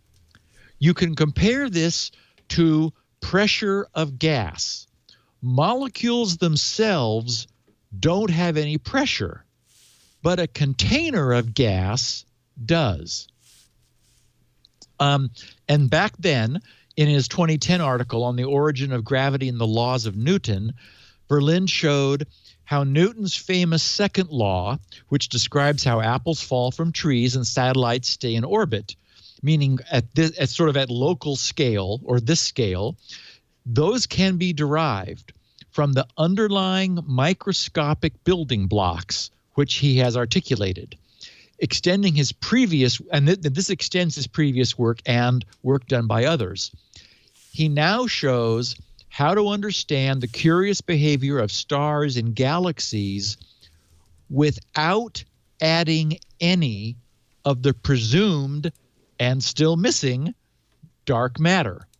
Last Tuesday, a week ago, on November 8th, he published a new paper showing how his theory of gravity accurately predicts the velocities by which the stars rotate around the center of the Milky Way, as well as the motion of stars inside other galaxies. He wrote, "We have evidence that this new view of gravity actually agrees with the observations. At large scales, it seems, gravity doesn't behave the way Einstein's theory predicts." And finally, at first glance, Verlin's theory presents similar features to a common modified theory of gravity known as MOND, M-O-N-D, modified Newtonian dynamics, which we've had since, it's been around since 1983. However, the problem is that this modified Newtonian dynamics tuned the theory to match the observation, whereas Verlin's theory starts from first principles and apparently arrives at correct results without any tweaking at all. So I just thought that was important enough to put on everybody's radar, that this whole question, this problem with dark matter, it may just be the fact that our model of gravity has been wrong, and we may be, now there'll be lots of testing and verifications and so forth to see whether this holds up. But if so, that's a big step forward, and it's a big whew for all of the people who were concerned that it really does make sense. This idea that there was 80% of something that we were not seeing is like, okay, well, where is it? Why not? And that's a lot, that's 4/5 of everything. Awesome.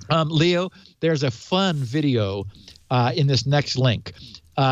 Turns out there's actually a World Cube Association to manage the Rubik's Cube, of all things, and that there's a well-known German manufacturer, Infineon, which is promoting their technology for vision recognition, for promoting automated driving subsystems, which they say need to offer very low latencies and absolutely reliable and quick technology.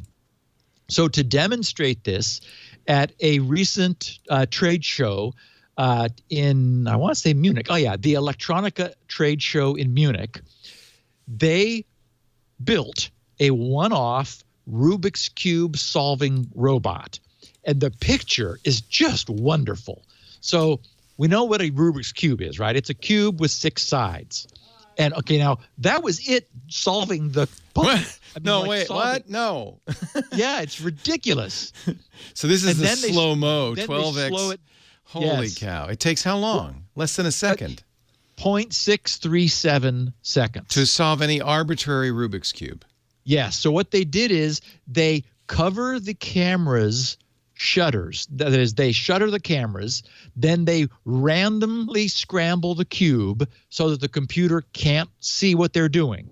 Then they uncover the shutters, and then they say, go. Ready? Watch. Done. Oh. Woo! That's so neat. And at first I'm thinking, now, wait a minute. Does that really work? But when you think, so for the people who don't have video, we all have a cube has 6 faces and so 6 sides. So if you attached rods to the center face of each side, and those hooked to heavy-duty stepper motors, then so you've got this enclosure with 6 stepper motors, each hooked to a rod, and the cube floating about a foot away from them all in space, suspended by these 6 rods coming in. Indeed, if you rotate a rod, that will rotate, because of the internal mechanisms of the Rubik's Cube, it will rotate that face. And as long as you bring it back into alignment, which you can do with a stepper motor by stepping it exactly the number of steps required to go 90 degrees, then any of the other ones are able to spin. And I actually think that it's, in some cases, it's spinning opposite faces at the same time, because that you can also do without breaking the Rubik's Cube property. They did use a friction-reduced cube in order to get better speed. But it turns out that the previous record, and I mean, they broke a record for automated Rubik Cube solving. The previous record, and this boggles my mind, is a 14-year-old kid in 2015 who got the record at 4.904 seconds. And then another youth completed the task in 4.74. So, I mean, boy, that's crazy. Anyway, it was just a cool little bot that I wanted to share with people. And amazing. I have found in the mailbag yesterday a really nice note from a Paul O'Kirwan in the UAE, and the title caught my eye: Spinrite in Riyadh, the world's largest airport project. He said, "Hi, Steve, just a testimonial and a thank you for your product. I first came across it back in the 1980s when we were opening Riyadh Airport. At that time, we had a small section of PCs, okay, right, 1980 circa PCs for VIPs." And he has in parentheses the ruling family and Air Force generals staff. And back then, the drives were very unreliable. Amen. A combination of heat, dust, cigarette smoke, he noted, he says, parens, they all smoked heavily, meant it was a full-time job to keep things working. And nothing was able to do that except Spinrite. I now own my own copy, and believe me, it has saved my bacon more than a few times. I have used it many times since, and now for preventative maintenance.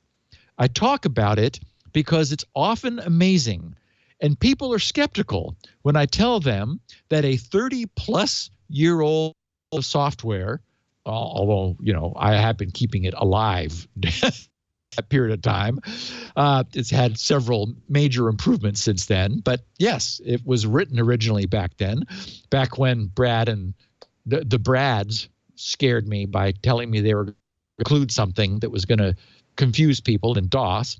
A 30-year-old piece of software, he writes, can recover their drive. So that means he's been doing it for other people, which, technically I would hope he would suggest maybe that they should use it themselves for preventive maintenance. Anyway, he says they are always impressed when it does recover their drive. Thanks again. The interface is so familiar, I can almost run it blindfolded. Thanks to you and Leo for a great podcast, and thank you for such a great and enduring product. And Paul, thank you. Nice. So, 3 final things.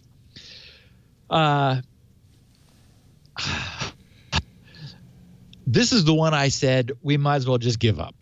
Just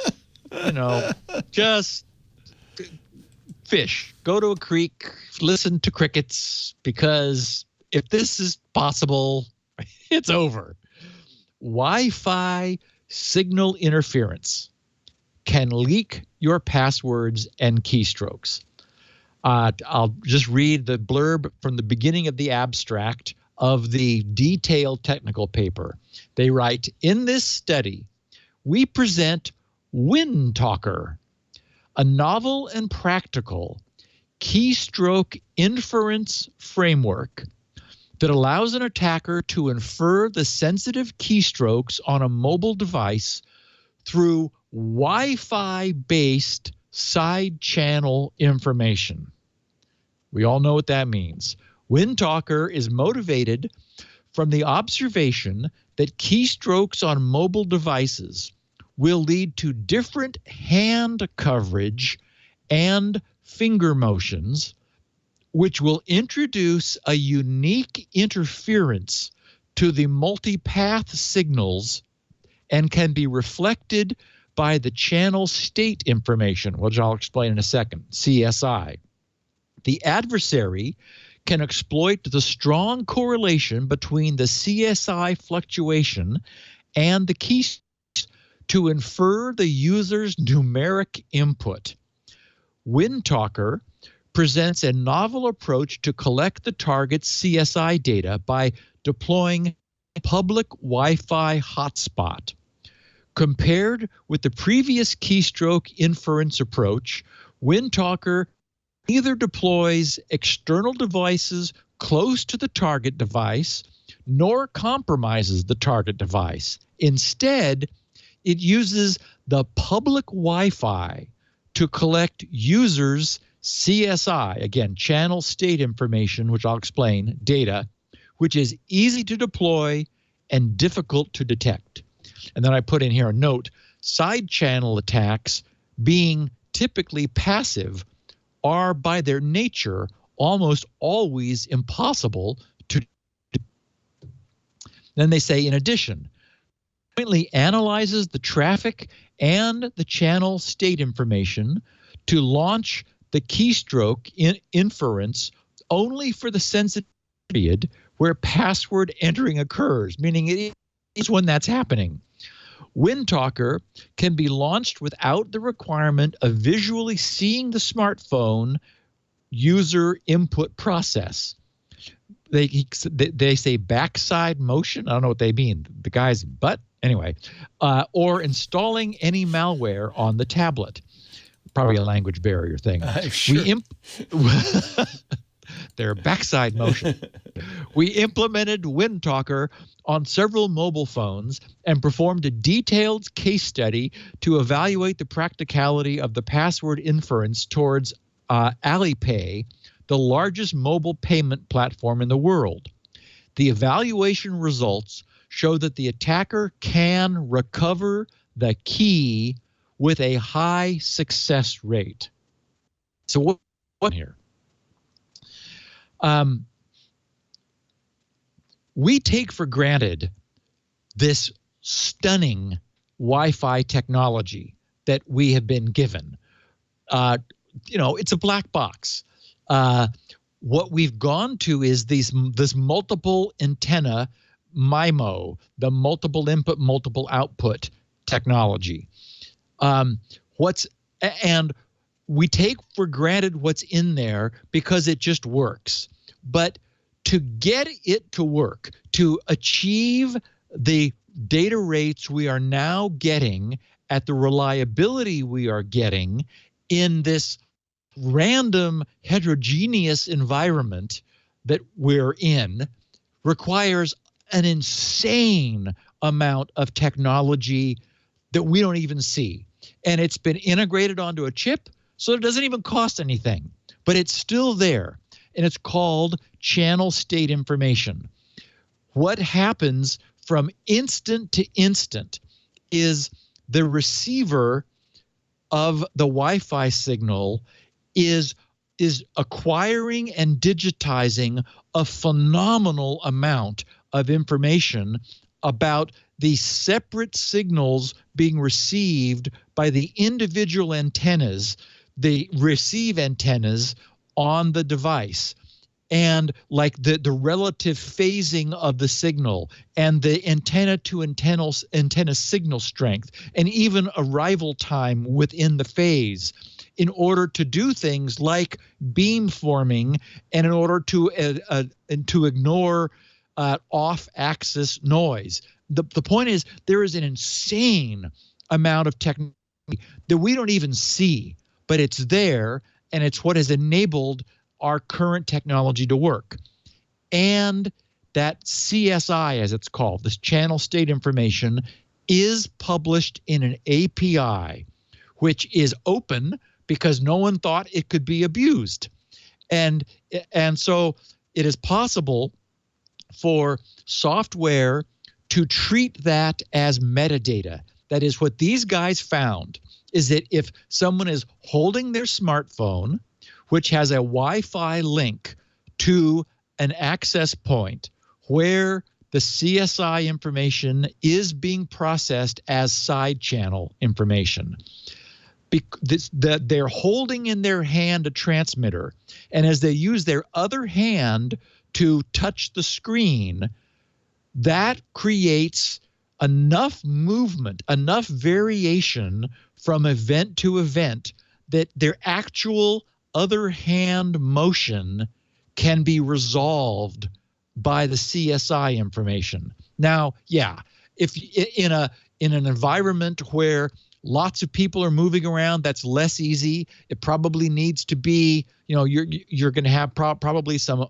requirements for it to be physically quiet in terms of other movement, although it's the hand relative to the Wi-Fi transmitter in the phone that is what modulates that phone's transmitted signal, which is then received by the access point. And thanks to this crazy digitization of just amazing a richness of instant to instant information about the state of the Wi-Fi signal received individually by all of the receiving antennas, that's side channel. And these guys turned it into a not quite 50-50. I think it was like 48% recognition rate, but still from zero, that's worrisome. So as I said, we should just unplug and just say, okay, that's, now, I mean, like if our movements in a Wi-Fi field can give us away, there's no hope. This is like Van Eck freaking, though. I mean, somebody's going to have some sophisticated hardware, right? And no, that's just it. Consumer routers all have it. No, I'm saying to do it, though, to do the No, it's built into every multi-antenna router has this. Now, you would need that software added to the access point that the phone is connected to. Okay. So, for example, the Starbucks router would need to get taken over. But, who ever heard of a router getting taken? Right. But my point is, it's in the hardware. It's there, and it's public. Yeah. So the software simply needs to do it. And in fact, these guys, they didn't make any hardware. They used an Intel 5100 series Wi-Fi chip on Linux, and the Linux driver has access to the API that receives the side channel information. Zero hardware overhead. Crazy. Isn't that amazing? Crazy. Wow. Yeah. Okay, now this one is crazy. Speaking of crazy, Popular Mechanics covered the story, put me onto it. And I got the Kickstarter link in the show notes at the end of the story, Leo. It's called TAPS, T-A-P-S. They call it a touchscreen sticker with Touch ID. Okay, so I think, I follow a link which one of our listeners thought I would find intriguing, and indeed, it's in the show notes. It's, you're hearing it because I thought it was really interesting. So listen to this. It's not what I thought it was. It's clever. A company named Nanotips thinks it can solve the annoying problem of removing gloves, or meaning needing to remove gloves to access your fingerprint sensor locked smartphone in the winter. The product, TAPS, writes Popular Mechanics, is surprisingly lo-fi. It's essentially a fingerprint-shaped sticker made of military-grade polyurethane that you can, yes. And so I'm thinking, oh my God, so you have to train it with your fingerprint? No. It has somebody else's fingerprint? No. It's this is where I thought this is kind of clever, that you can stick onto the end of any glove. Oh, yeah. Then you train the phone with that. Exactly. Right. So it's an additional fingerprint. It's a cyborg fingerprint. This fingerprint isn't yours. It's a synthetic individual fingerprint that you can train your phone to recognize the same way you would your own. Wow. It's $8, by the way, which is why I tweeted it this morning, because I thought our listeners might get a. This is clever. I like this. I think it's clever. Yeah. These synthetic fingerprints don't actually look like fingerprints, but they function the same way as any real finger. They actually look like sort of a stippled bump map, creating a recognizable pattern that your phone can remember and use in the future. Most apps allow at least 1 or 2 fingerprints, and iOS lets you have 5, to serve as keys. So Taps merely replaces one of your own fingerprints as a biometric password. Well, that's a abuse of the term, but we know what he means. Of course, this technology presents a massive security problem. Suddenly, anyone with your glove can access any have locked this way on your phone. That's a good point. Yes. This design flaw eliminates most of the usefulness of Taps, as the reason to use a fingerprint key in the first place is generally that it's more secure than a password, as it's unique to you. And we presume everyone they produce is also unique, so that not all of the fingerprint, I'm sure they are, but I'm saying that's another point of concern. You might want to maybe scrape off a few nubs. I'm not sure they are. This doesn't sound. I mean, really? Well, they do expressly say that they are unique. Okay. Okay. Yeah, and looks like the technology they have for making them would make it so. So anyway, just to finish, they say no one can steal your fingerprints, but they could definitely steal a glove with a synthetic fingerprint stuck to it. However, they conclude convenience is a great motivator. Taps is currently on Kickstarter, where it has raised $2,000 over its $5,000 goal. Now, that may have been true at the time the story was issued. This morning, it was at $11,000, and now it's at $13,000. So I have a feeling that my tweet had a nice effect also. Again, I think it's $8 each, but they sell them in sets of 4. And I'm not suggesting it's anything more than an interesting toy. But for $8, or 22 for more than you probably need, I just think it's kind of cool. And maybe there is a use. Think about leaving the fingerprint in a safety deposit box for some reason. Now, and I was thinking, okay, if you became deceased, but then on the other hand, someone could press your dead thumb on your phone in order to most phones, I unlock think, have some infrared sensing to prevent dead thumbs from working, but I might be wrong on that. I wonder, because then this wouldn't work if it was through an insulated glove. Oh, then you're right. Maybe they don't. Maybe I'm mistaken. Taps. I think we talked about that when we were initially talking about Touch ID spoofing, to look for a pulse or look for heat or something. But anyway, I just wanted to let our listeners know I'm not, again, yes, recognize it's a security problem, but I just think it's kind of cool. Just an interesting hack. Wow. The idea, again, we're in California, Leo, so gloves are not a big problem. Not a big deal for us, yeah. There have been gloves around before with silver in the glove that lets the capacitive screen work, but it doesn't solve the fingerprint problem. Right. So with the understanding that you've extended your identity out to your thumb, you could, of course, use it during the winter or use it during a ski trip and then wipe that fingerprint out of your phone so that it's no longer a danger. So I can see some use cases, and I just thought it was a cool hack too. And finally, the BlackNurse. Lord knows why it got that name. I looked for any reason that it was called that, and I couldn't find any. It is an interesting attack because this allows one PC, one host on the internet, one light bulb, one particularly bright light bulb that has, apparently it needs 15 to 18 megabits, but not 600 gigabits. That is to say, a radically low, compared to what we're used to, bandwidth. A decade ago, when we were talking about denial of service attacks, I remember that we talked about small packets, because there are two ways to bottleneck a router.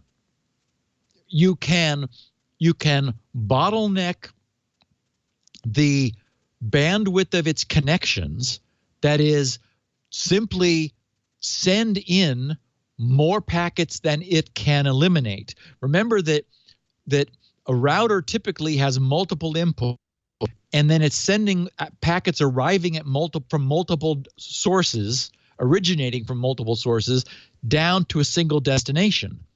But if the links are all the same bandwidth, it might have, for example, 4 1 gig incoming links and 1 gig outgoing link, which is normally fine. But if all 4 incoming 1 gig links were fully saturated at 1 gig, and they're all trying to have their traffic sent out of the remaining 1 gig link, well, you've got 4 gigs coming in. It can't fit into that 1 gig outbound link. So the outbound link buffer is forced to throw the majority of the packets away. And that is a denial of a bandwidth-based DDoS, typically distributed denial of service, because you've got lots of sources all generating traffic aimed at the same spot. But the other problem that routers historically have is the rate at which they can switch packets, not the getting them out once they're in, but they have to inspect the packet in order to figure out where it goes. And normally routers are specified for toward the largest possible packet size, because the internet maximizes the size of packets where it can. TCP uses the largest packets, its blocks that it's able to, as does UDP. And so, but there will always be a mix of smaller packets. For example, ICMP is just like the famous ping is just it's a very, very small packet. And by its definition, a TCP SYN packet, the synchronized packet, is super small. And remember back in the day, the SYN flood. Well, it turns out that many SYN floods that got to their host computer would crash the TCP stack. But it also was the case that many SYN floods never had a chance to get to the host computer because they were so small that many more of them would fit in a given amount of bandwidth per second. So think about that. If you've got a 1,500 byte packet, then there's a maximum rate at which those can arrive over a certain bandwidth. But if you've got a 15 byte packet, you can fit 100 times that many in the same period of time over the same bandwidth. So after becoming very sensitive to the issue of packet switching rate, when I look at switches or routers, they'll talk about whether they can do minimum size packet line rate switching, meaning that if packets of the smallest legal size arrive at the maximum rate that the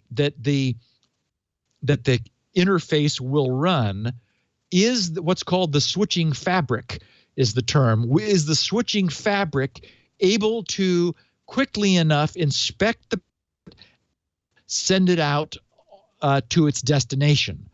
And once upon a time, it was not the case. There's been lots of advances since then. But you can't always treat all packets the same. What has happened is as outputs have gone up, routers have had to become much smarter.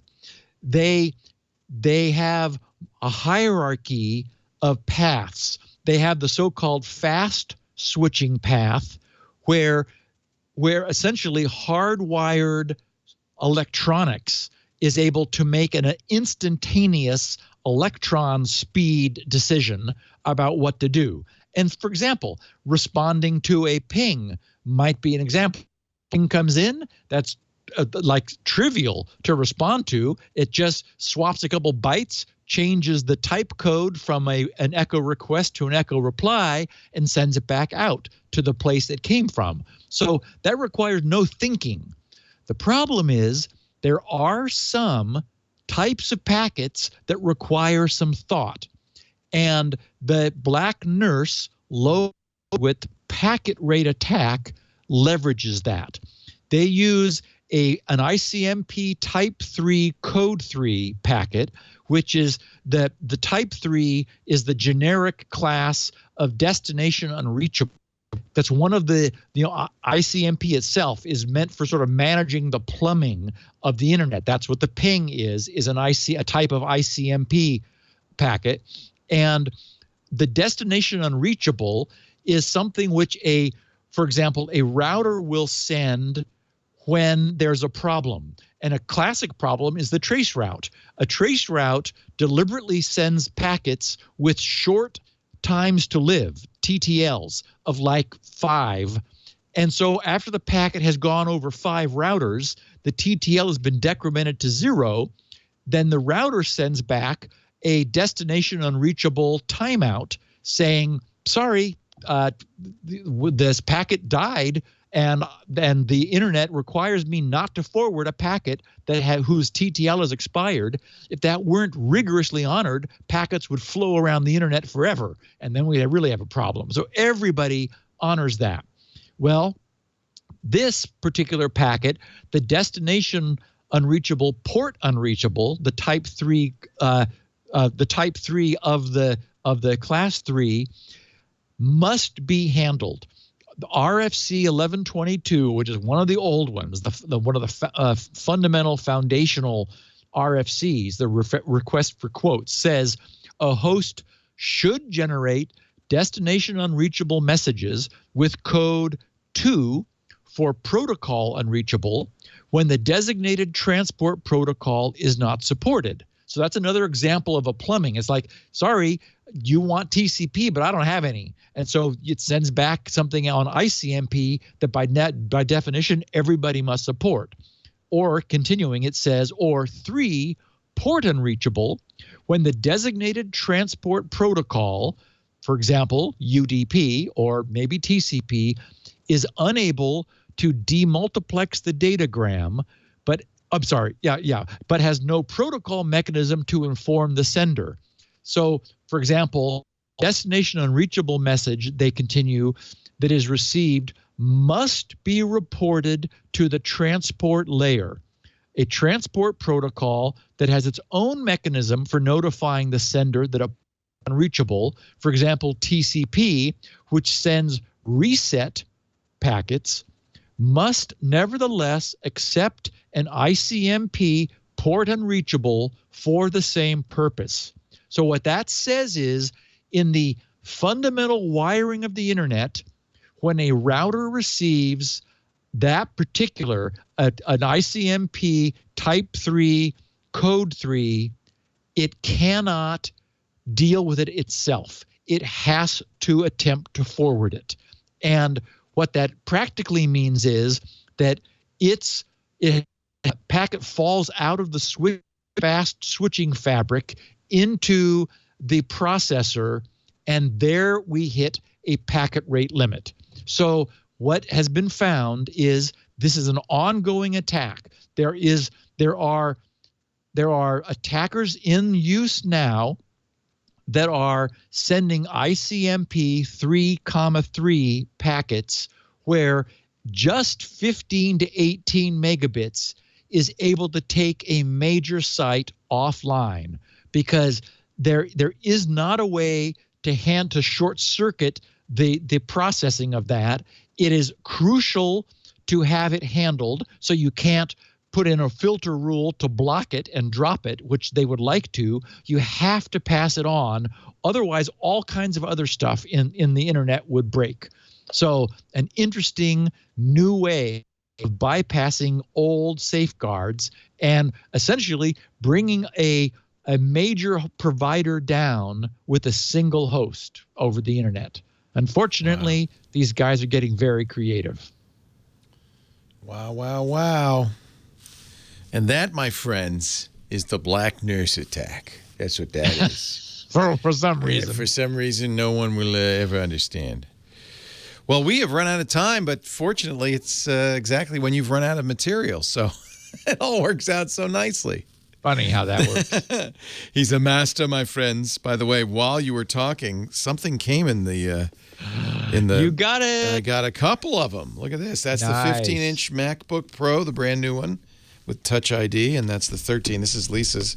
This is mine. We'll unbox them in a moment, but first, let's wrap this show up because I know Security Now fans couldn't care less about touchpads or anything.